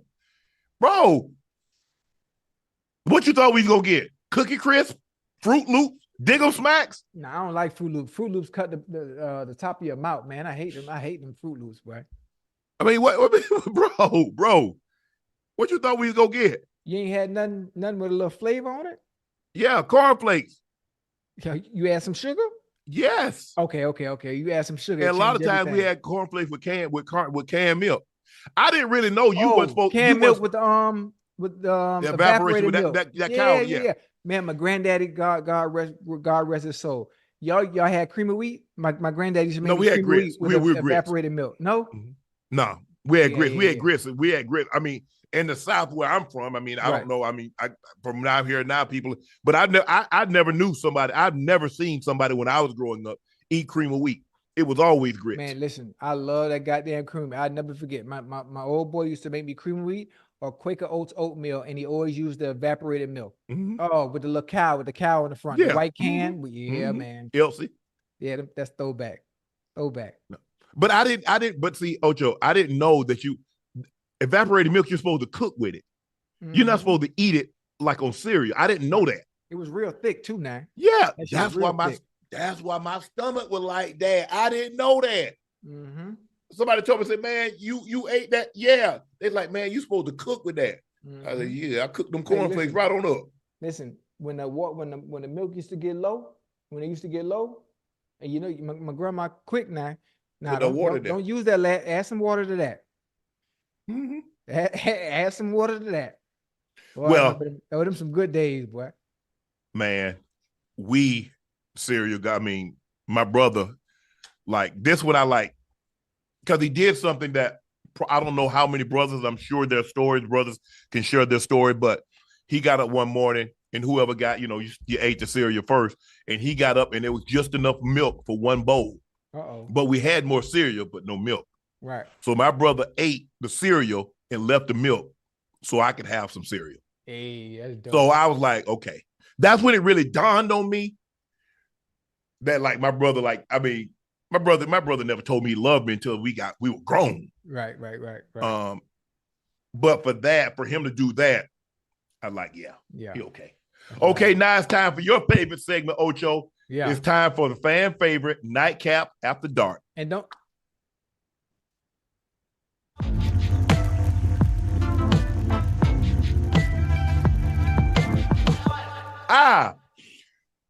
Drea de Matteo says OnlyFans saved her life. The soprano actress said the money she made from the platform after she struggled getting acting work 100% saved her life.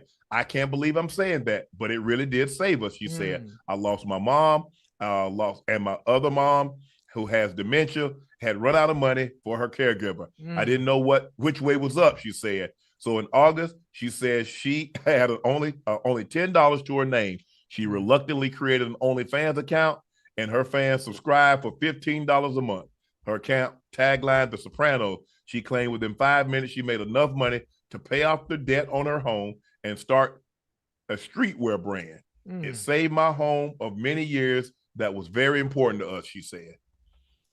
Check this out, Ocho. Yes, sir. OnlyFans is now the highest paying side hustle in the U.S. OnlyFans have been found to have the highest median income when compared to other side hustles. According to tax service provider Keeper, OnlyFans creators can bring an annual median income of almost $5,000. That's nearly double the most popular side hustle of DoorDash, which comes in at $2,636. Yeah. Listen, these are the times that we're in now. And obviously you have people that talk about pride and their morality and morals and all this stuff. Listen, all that stuff is good and dandy, but when things get tough, there's no outlet. And you have some people that are very Christian, very, very they love to say, you know what, just pray on it. God is gonna come through. All right, listen, I'm all I'm all for it. But when them bills come in the first and that prayer don't work, I mean, you got to do what you got to do. And those are the times we're in. The economy is very, very, very, very tough. And these are the times that we're in now. And sometimes people have to go to extreme measures.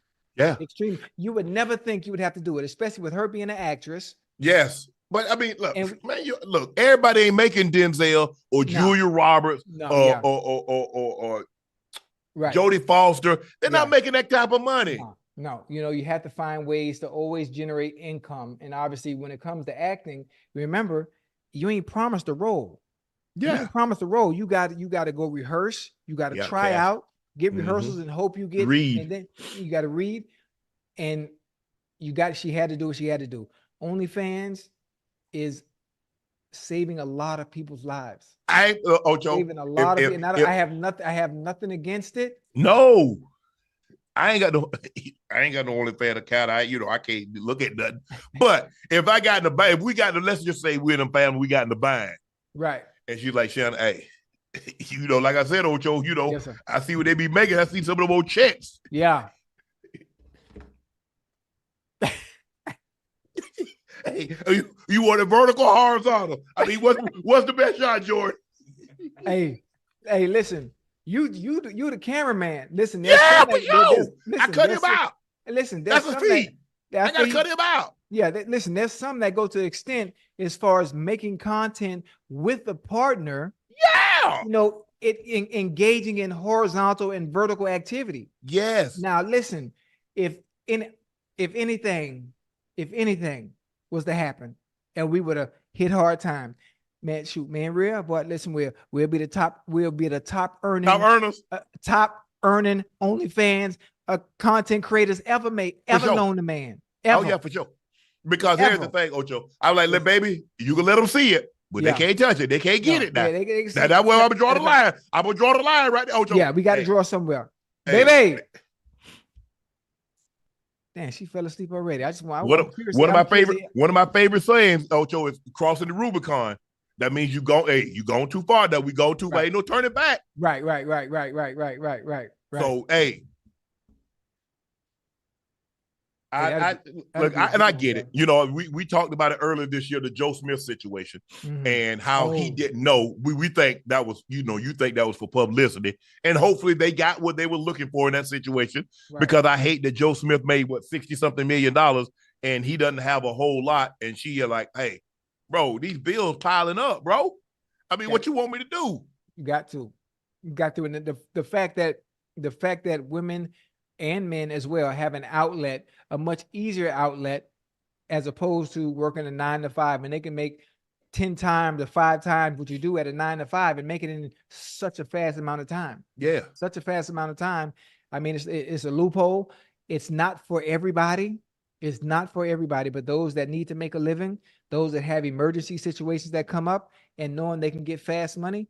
And I mean, it's all for it. Now, everybody ain't going to hit the motherfucking lotto with it. Now you got to be realistic. Yeah. Everybody, I mean, and there's really no rhyme or reason, Ocho, because there are some women, I mean, have flawless bodies, and they make X, and there's some women that like, well, damn, how you making, 20 man, 10, 15, 20 bands a month? How you? Right. There ain't no rhyme or reason. People like what they like. Right. Like, I mean, to see all these, like, oh, you can get women's underwear, you can get women's pads and stuff. I'm like, it's freaky mofos out there like that, Ocho. I say, man, y'all some sick. God dang. I didn't know they do all that. Yeah, they want you to send They want you to send their panties. Oh, and they paying for that. There's a fee. People pay for that. Yeah, see that's crazy. That's you could make some. You should make shit. Yes. I might have to sign up now. I ain't know that. Man, don't nobody want no skid mark draws. Man, what the hell wrong with you? Hey, women. Hey, Ocho, like you said, women got an opportunity to they got a great side hustle. Oh yeah, women got a great side hustle because hey, send pictures of your feet. Yeah, send pictures of your boobs. Yeah, send pictures of hey, send me some underwear, some smelly underwear. Don't take a bath for like 4-5 days. Hey, I think we should have a test, man. What kind of test? Me, like a test. I'm gonna sign up for OnlyFans for the month of March and see how much. And when we do our last show, the month of March, we'll see how much I made. Well, you go right ahead. I ain't gonna make nothing. I know you ain't. I mean, push come to shove. Hey, Ocho, push come to shove. Yeah. If you see a picture of a baby arm on OnlyFans.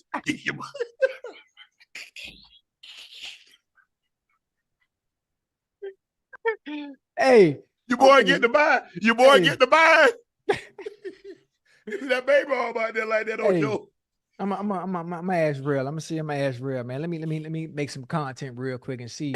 Just a month of March. I just want, if March is right around the corner, I just want to see what I can generate in revenue, for a month and just see how that thing, shit. I'm off. I'm on break right now anyway. Might as well add another job to my resume. Well, I can't wait to get me a vacation. Woo! I'm gonna be so happy.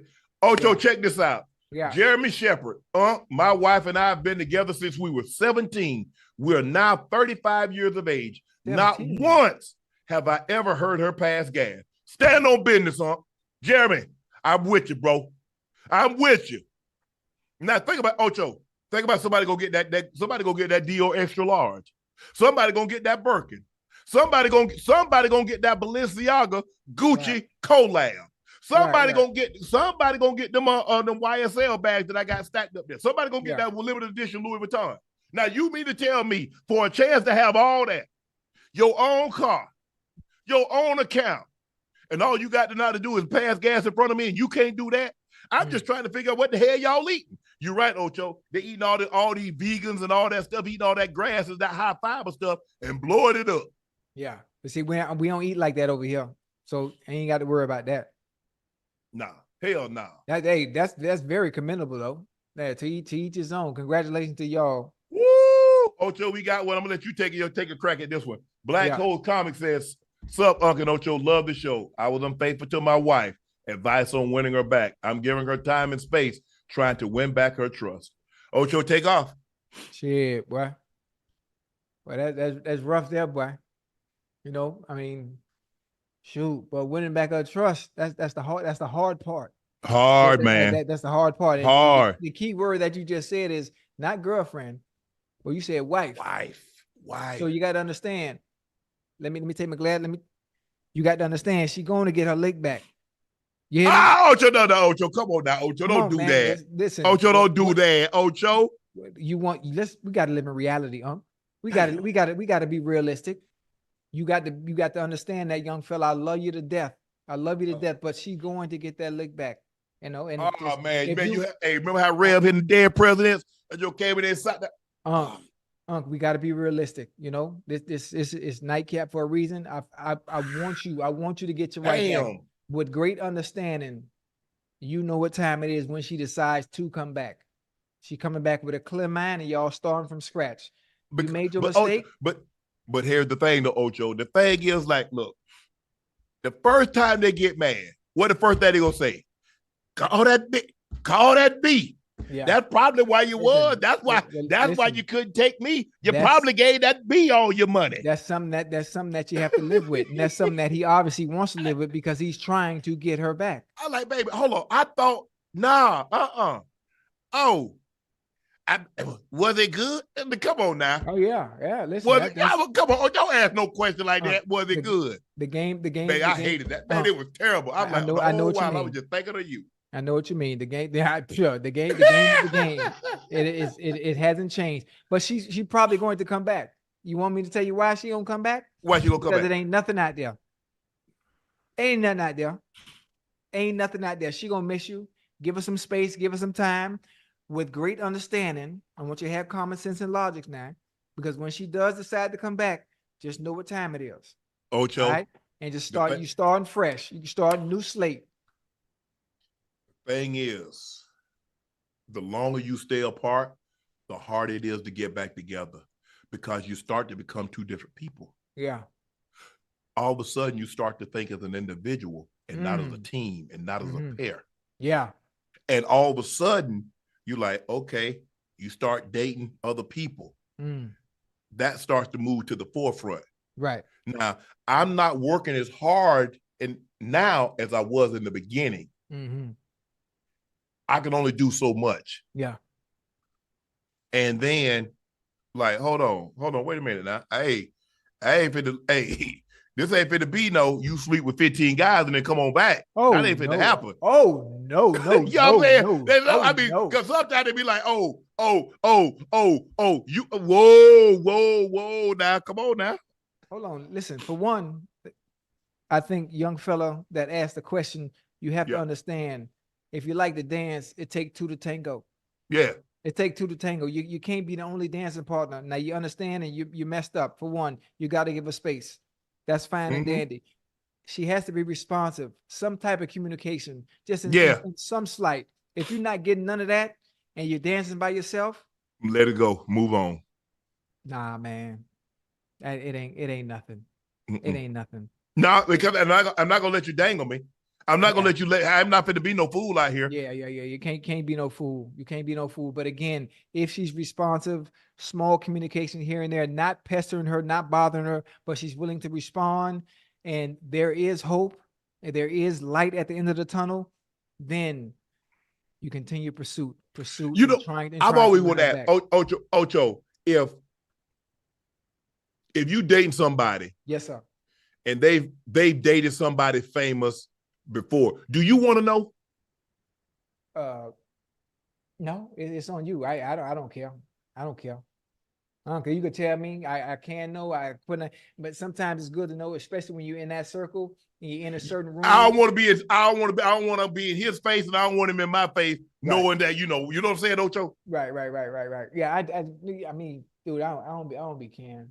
I ain't gonna hurt Ocho. This is how I am. I ain't never asked nobody how many you slept with and who you slept with. Yeah. What you did before me, I don't care. Is what you did. I don't care. That's you. Dudes are very, very, very, very focused on women's body counts for some reason. I mean, you and I talked about it. You talk about, I tell you about, I like your season, and you got to have 2 or more kids. If you ain't got no kids, I'm good. Because women with no kids, they don't never had no food in the refrigerator, and they always want to go out and eat. I'm straight. I need somebody that got snacks in the pantry. I need somebody that got kids, because that let me know you got a little structure, you got a little discipline at home. Oh yeah. Yeah. I think you I ain't got Oh, she got too many bodies. Nigga, and that's ego though. That's ego talking to Ocho. Me? If she, I don't have no problem competing with your past. Ocho. I don't have no problem with that. I'm good. I'm ready.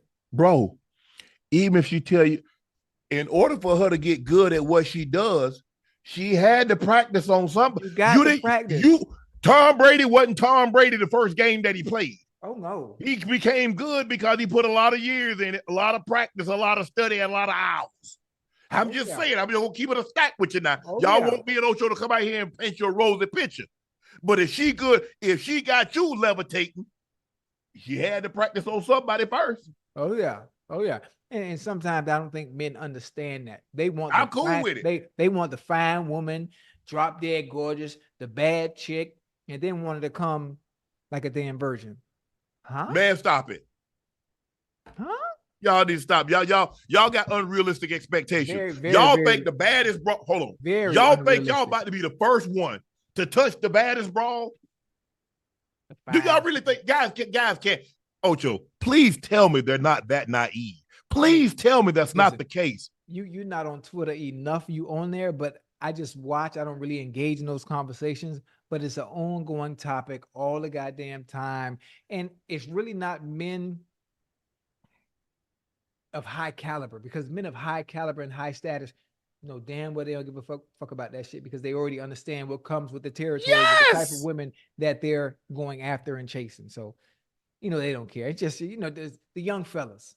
Oh, she done been with too many. Oh, she did. Man, shit. As you get older, you'll understand. As you get older, you get a little bit wiser. Yeah, Ocho, I'm like, bro, come on now, bro. Come on now. She like that, you banging. Think about it. You are who you are. And you find her attractive. So you think you're the only one that find her attractive. Uh-huh. You think you're the only one that think you got reach. Right. Like AT&T. Man, come on, man. Y'all better stop playing. Bro, look. I ain't gonna ask you nothing about your past. You tell me when you feel free, what you want to tell me. Mm-hmm. Hopefully, it's nothing too ridiculous. I don't know if you on Pornhub now. We might have to sit down and talk about this. Ain't nothing wrong with that. Ain't nothing wrong with a little porn star. I'm just saying. Oh, hey. I'm just saying we got to talk about it. Hold on. I ain't saying I'm leaving. Okay. Man, you think I'm gonna leave that? Okay. Man, that good old cat. Man, I ain't gonna put that cat out. Yeah, you still got your umbrella raincoat and your rain boots. Yeah, man. Hey, let that cat out. That cat finna stay in the house. Yeah. Cat ain't going nowhere. Miss Nasty B still waiting on you, huh? Oh, she waiting? Yeah, she waiting on you. It's going. Hey, listen, it's gonna storm any day. Whenever you're ready, just put your rain boots. It's been raining a lot in California, in Southern California, my backyard. Yeah. But I got me a big old golf umbrella. Yeah. Yeah, that thing opened up, man. Yeah, that might be enough for her now. Mm-hmm. Mm-hmm. Yep. You better stop playing. You better stop playing. Hey, Black Hole Comics, bro. I wish you the best of luck, man. Yes, sir. Look. Me we're too. human. We make mistakes, and sometimes women are willing to forgive. They'll never forget. Never. Now, if you think at some point in time when y'all get into an argument, you late for something, or you don't answer her call, that she gonna say you was all probably on that phone with that B, or you probably was at that B house, and you're probably doing it. Bro, you're gonna hear that for the rest of your life. You got to eat it up. Eat it. Own it. You got to eat it up. I messed up. I messed up. You got to eat it up, man. I wish you luck though, but don't be no fool. Don't be no fool chasing no ghosts. No. Chasing no ghosts. No. You're right though. Hey, I mean, okay. Oh, you know what, Ocho? Get your lick back. But I ain't gonna let you get like 5 or 6 licks back now. Mm-mm. Oh no.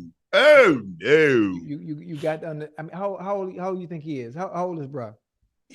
I'm assuming he got to be. Look, I don't know. Sometimes people get married young, so let's just say 30s. Oh yeah, all right. And you know what, Ocho? She already got the one she want. She had it sized up. She would. If you ever look, I promise you this. You make a mistake, guys, and you got a lady, you got a wife. She already got the guy in mind. Always. And I go to the restaurant, I already know what I'm gonna order. I already know what I'm gonna order. Always. If you got a specialty salad that has something like have like pecans or walnuts or not almonds, I don't like almonds. but it's an arugula or a mixed green salad, and it has like fruit, or maybe it has strawberries, or maybe it has peaches, I'm gonna get that. Okay, more than likely, I'm gonna get the ribeye. Bone, if you got a bone in, I'm probably gonna order the bone in. Sometimes I'll get the Wagyu, I get the A5. Yeah, That's me. I go to a restaurant, I already know.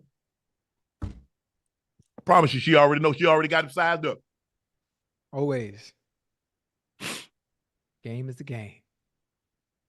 Hard, but it's fair. Sad, but it's true. See, Ocho, see, people, they know we telling the truth. You just don't want to hear it. No, not at all. It's Not just like when your mom, your parents, my grandma, and grandfather was telling us stuff when we were growing up. You know they was telling the truth, but I don't want to hear that. Nah, not at all. I'm trying to do what I want to do. Especially, I'm not sure what the age range of our chat is. Depending on the age range of our chat, then they'll have a better understanding on what we're talking about. Not only what we're saying, but through experience, especially as the women, who will probably agree because they do know ahead of time. Especially when there's always a plan B. Oh, there's always a plan B. Come on, man, don't play. Don't play. We don't have to play that game. No need to sell no dreams. But hey, no need to hit me with all them spiritual quotes and all this. Yeah. Come on, man. All I'm gonna say is this, Ocho, is that I'm plan A. Plan B ain't gonna treat you like me now. He see you how you coming. Never will. Because if you think, hold on now, stay with me. If you're with somebody and you cheat with the next dude, if you think the dude gonna take you serious, knowing you cheating on him, come on now. Be wise. Because you fuck up your for sure for some more, you're gonna be out there all by yourself. Mess up the for sure for some more and be out the door. All right. It's a crazy game. You better know how to play it.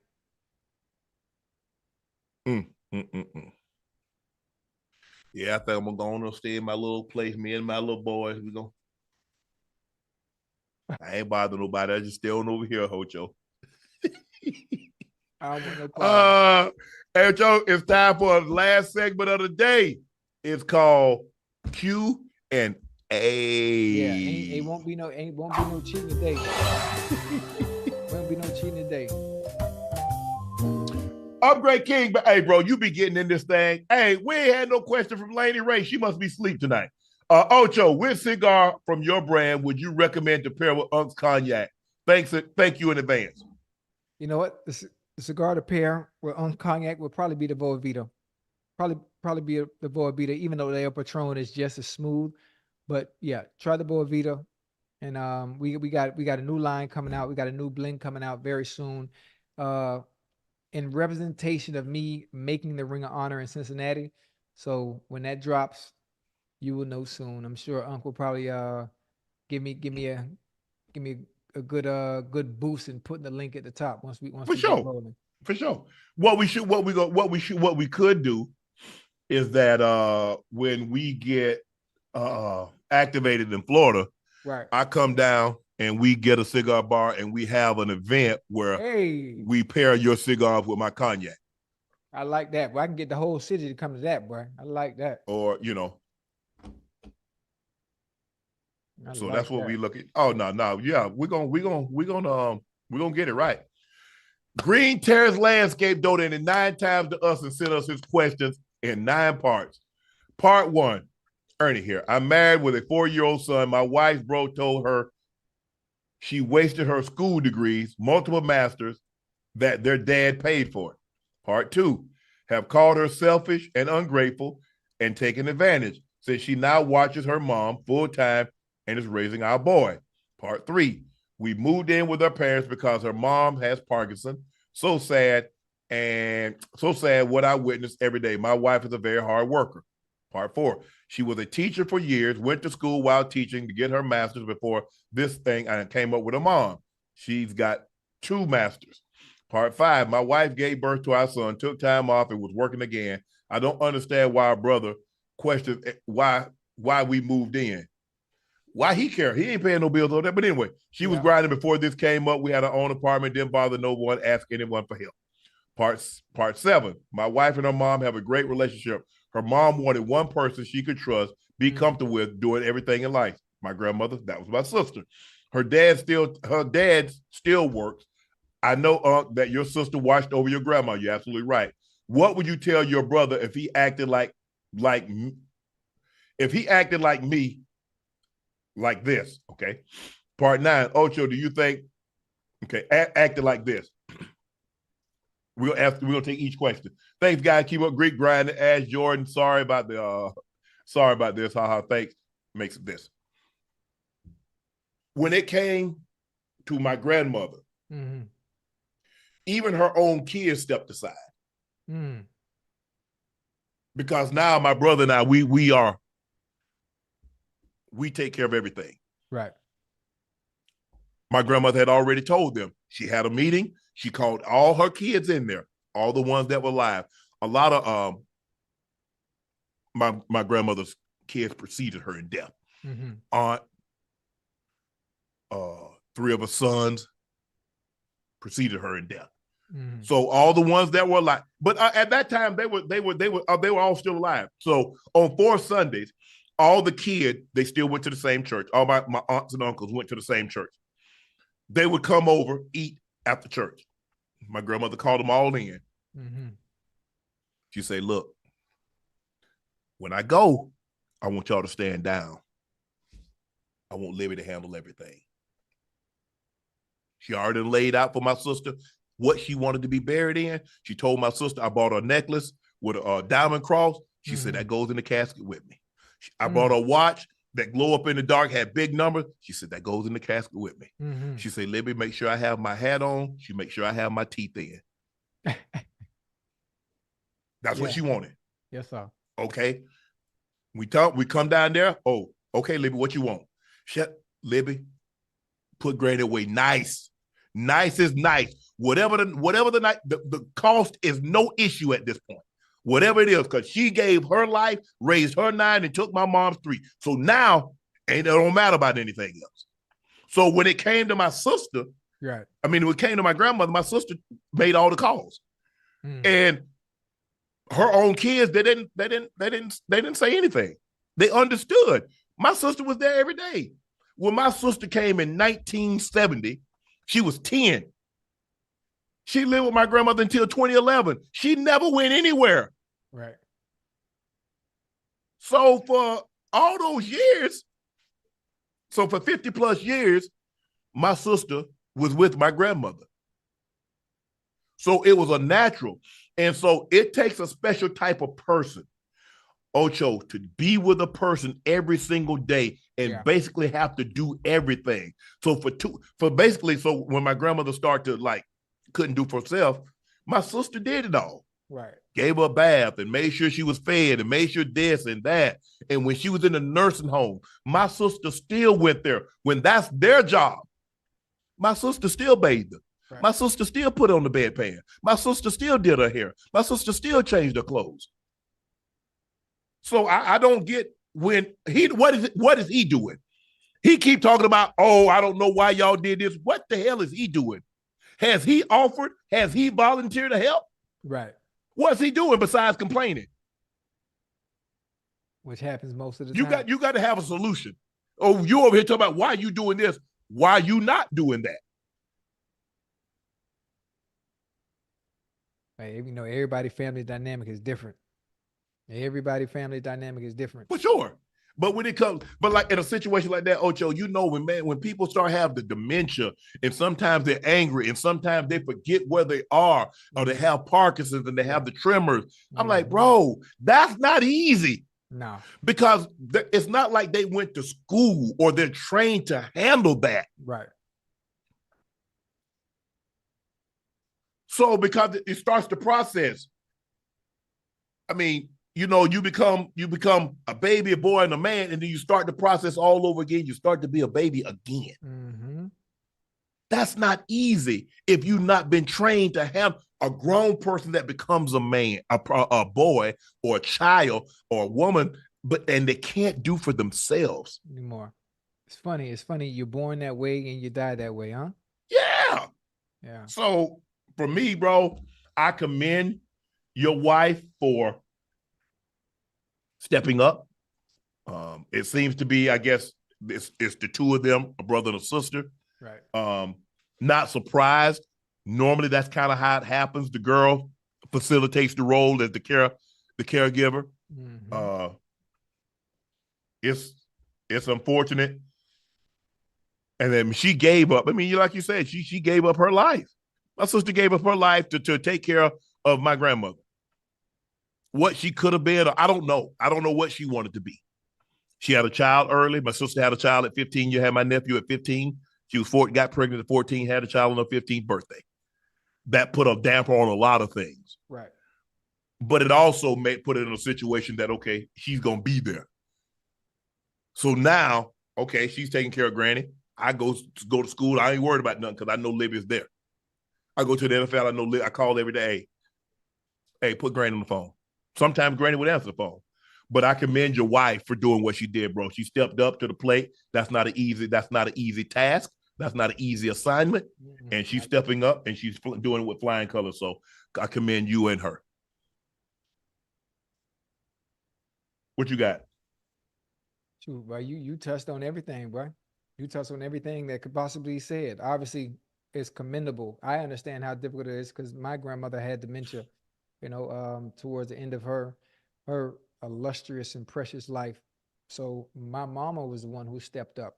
And I don't have I do have a big family, but my immediate family obviously wasn't there. So I understand somewhat what he's going through, but there was no one that got in the way or interfered with the process that I had to do and my mother and my brother had to do. So, I mean, it's completely different. So it's hard for me to really give advice in this scenario and situation, but what your wife is doing is commendable. And anyone that is not trying to help find solution to the problem, just ignore it and keep on doing what you're doing.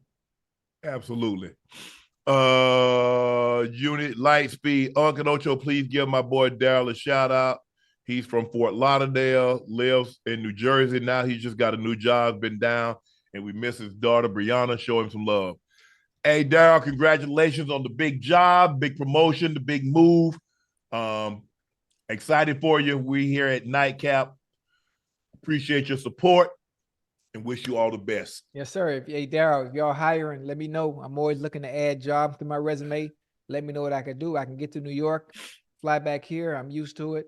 So to have your boss hit me, I'm easy to reach. My Twitter is Ochocinco. Holla at me. Dr. Frank L. Bellamy said, hey, Unc Ocho, other than the Blue Diamond area, what's the hardest parts of your body to keep in shape? Shit, I'm still young, so I ain't really had no issues of having to keep or having difficulty keeping anything, about me in shape because I am a specimen. I'm somewhat of a Greek god. I'm something like Troy. I'm something like Achilles.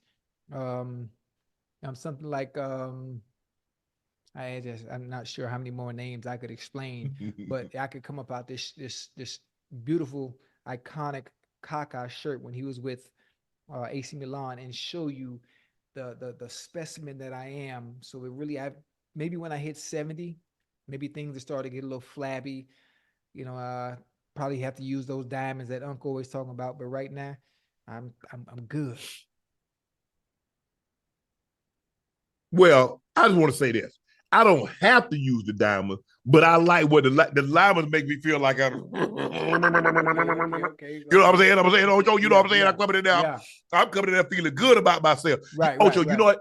I can put it like this here. You got that game plan, and they'll put that game plan in, and you don't caught about 7-8 balls every day in practice, and you like, ooh, I will get these mofos that work today. Yeah. When them diamonds on me, you can't tell me nothing, baby. Can't tell me nothing, baby.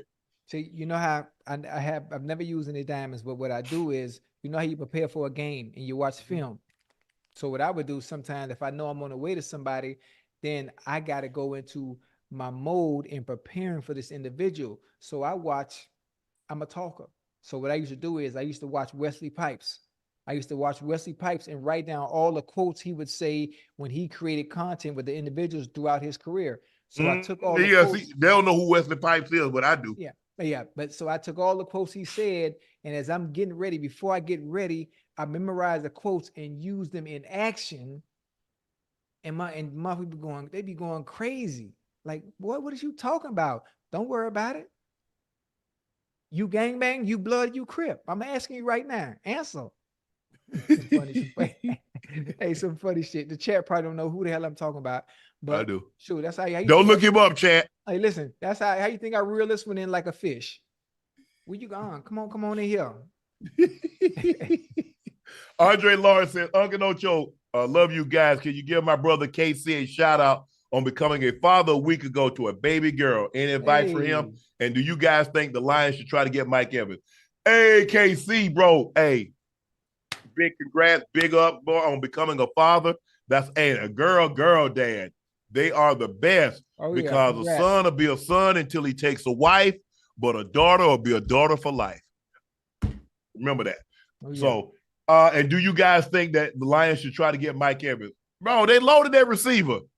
I think the Buccaneers should try to keep Mike Evans. I mean, if they were going to keep him, they should have signed him a long time ago with the disrespect of even letting him hit the goddamn market. That tells you how teams feel about you, no matter how consistent, how great you've been for them.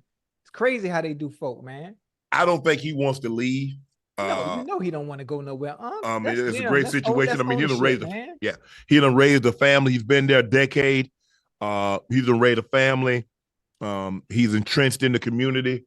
And I think somebody's going to really have to blow him away to get him out of there. You know, in free agency, Ocho, for me to leave my situation, you're going to have to overpay me. I mean, because I'm comfortable. They're going to. Do you know how many teams are going to need a receiver with Kansas City? With Mike Evans' resume, he finna break the bank. Kansas City need one. Yeah. Because they just let MVS go. Yeah. I guess they saved about 30. I think they saved $12-13 million against the cap. Right. But Andre, hey, KC, congratulations, brother, on becoming a father. That's a huge accomplishment, and I'm happy for you. Hey, Joseph Britton said, go ahead. Hey, tell KC, 2 is better than 1, so get back in there as soon as you can, boy. Get back in there as soon as you can. Joseph Britton, hey, Unc Ocho, can you give my sister Rosie from Memphis a happy birthday shout out? Happy birthday, Rosie. Our dad passed away a year ago, and it's been very hard for her, and I'm with this being her first year without him, and it would truly make her day. Rosie, happy birthday. And I am so sorry of the passing of your dad. But just know he's watching you. He's not here physically, but he's here spiritually. And he's watching over you, and he would want you to go on. And I know it's difficult. Mm-hmm. And you're never going to get over your dad. But you'll get better each day, each passing day at dealing with the loss. Yes, that's what he would want. That's what he would want. But he's proud of you. Laura Taylor, guys, an announcer at the Combine today said that the athletes today are getting bigger, stronger, and faster. Is this true? If so, the reason more injuries, thus perhaps more strict rules and specific tackles. Yes, because they get to learn from the past. The guys they train, the way they eat. Ocho, guys got trainers and got coaches and they special. Ocho, we didn't have none of this stuff, man. We ain't had no 707 camps. Man, you showed up. I ain't going to no camps. I mean, I had to work. First of all, Mary Porter wasn't going to have that. We had to work. Right. Camps cost money. Mm-hmm. Money that we didn't have. Right. So we needed food. We had to buy our own school clothes. We had to help Granny with those bills. So at a camp, wasn't going to do that.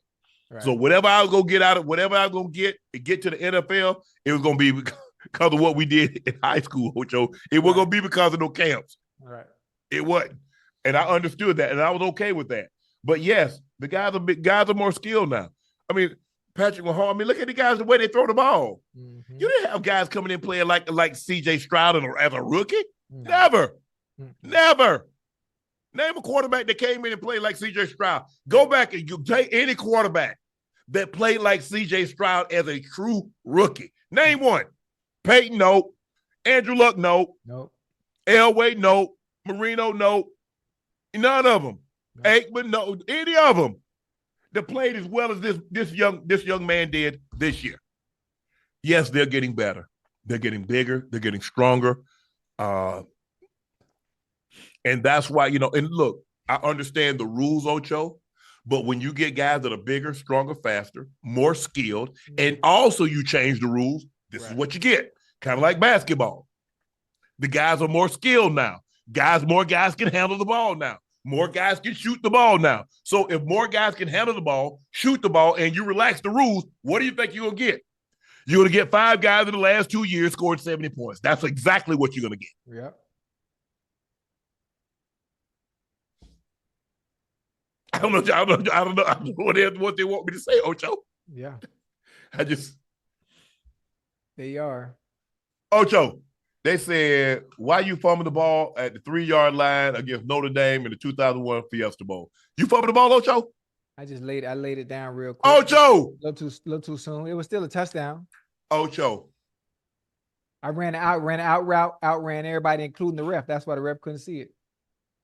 So who got the ball? It was a touchdown. I left everybody. Did y'all win the game? Behind. I crossed the line, but I just dropped it like on the 1, like a little too early. You know how you just let it fall? Oh, you did like that D-Jack. Yeah, like that. Yeah. That's it. But I had left the referee and the DB, so I was gone. Did y'all win the game? 41-9. I don't remember that. Yeah, 40 Fiesta Bowl, 2000.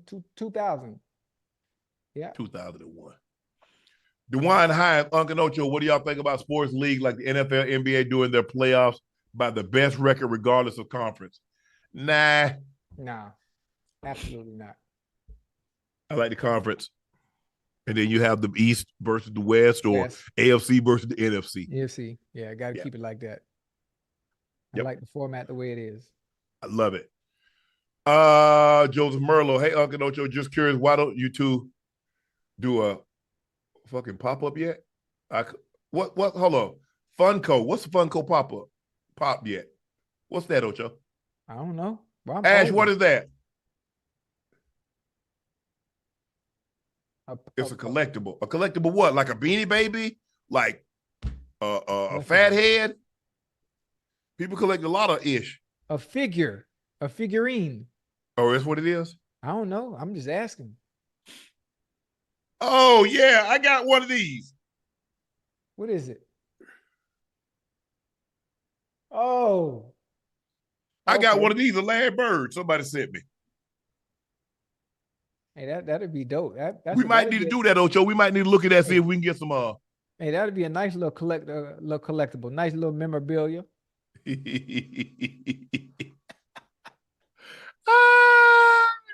Ash is very disappointed for Shannon not knowing what this is.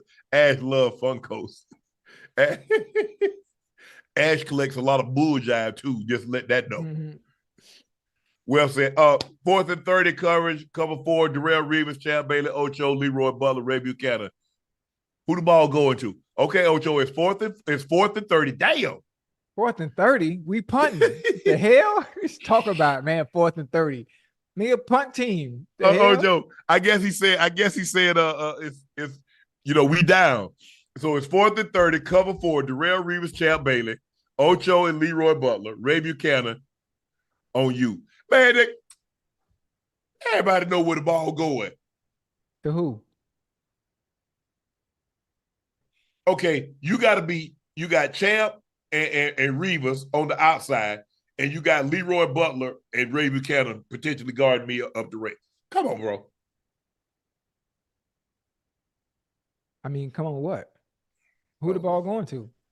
He said 4th and 30. You ain't getting nowhere.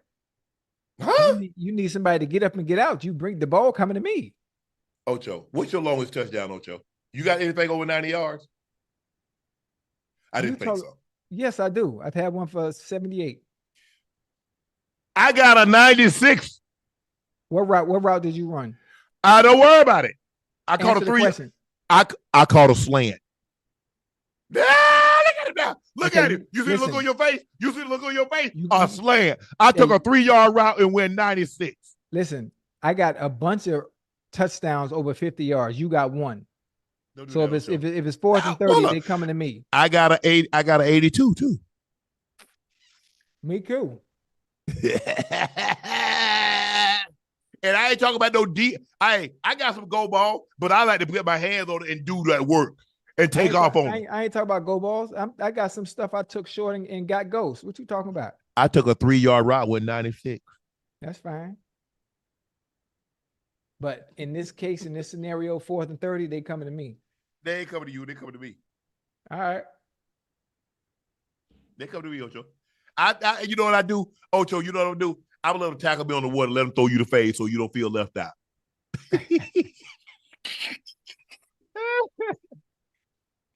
I was because at that point in time, I probably got like 210, 215. I was like, you know what? Hey, run X logo for him so he don't feel left out. It's all good. Man, answer, would you guys ever go skinny dipping? Ocho, you ever go skinny dipping? Nah. I might have some shorts on because you never know. You never know. I don't play with that skinny dip stuff. That stuff you did when you was in high school and you was in college, you know, as a freshman. Yeah. I'm a little bit too. Not at this age. I got too much facial recognition, brand recognition now, so I'm gonna have to. But if you'd have caught your boy in high school or college, your boy in.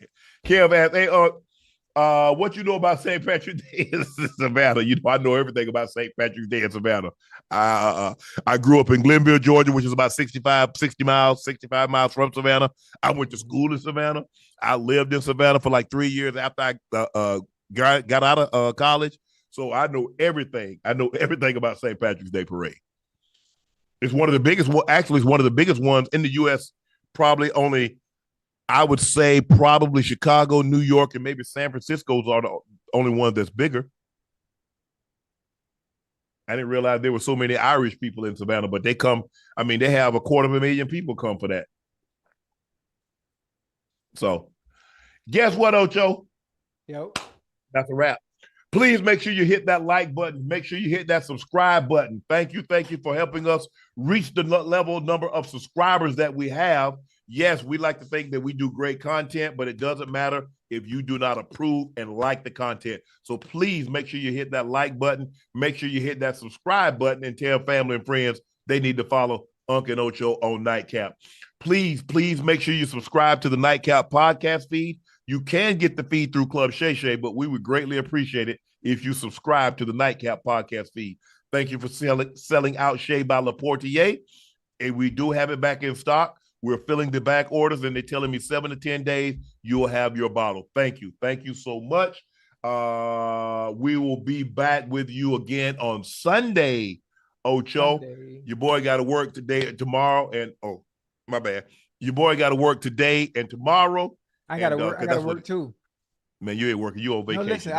I just signed up to play in this over 40 men's soccer league out here in Miami. So we play Saturday. So I'm back to work training. Well, I wish you the best of luck in that. Thank you for joining us again. I'm your favorite Unc, Shannon Sharpe. He's your favorite number 85 route runner extraordinaire, Bengals Ring of Honor, Pro Bowler, All Pro, Liberty City's finest, Chad Ochocinco Johnson. We're out, and we'll see you Sunday.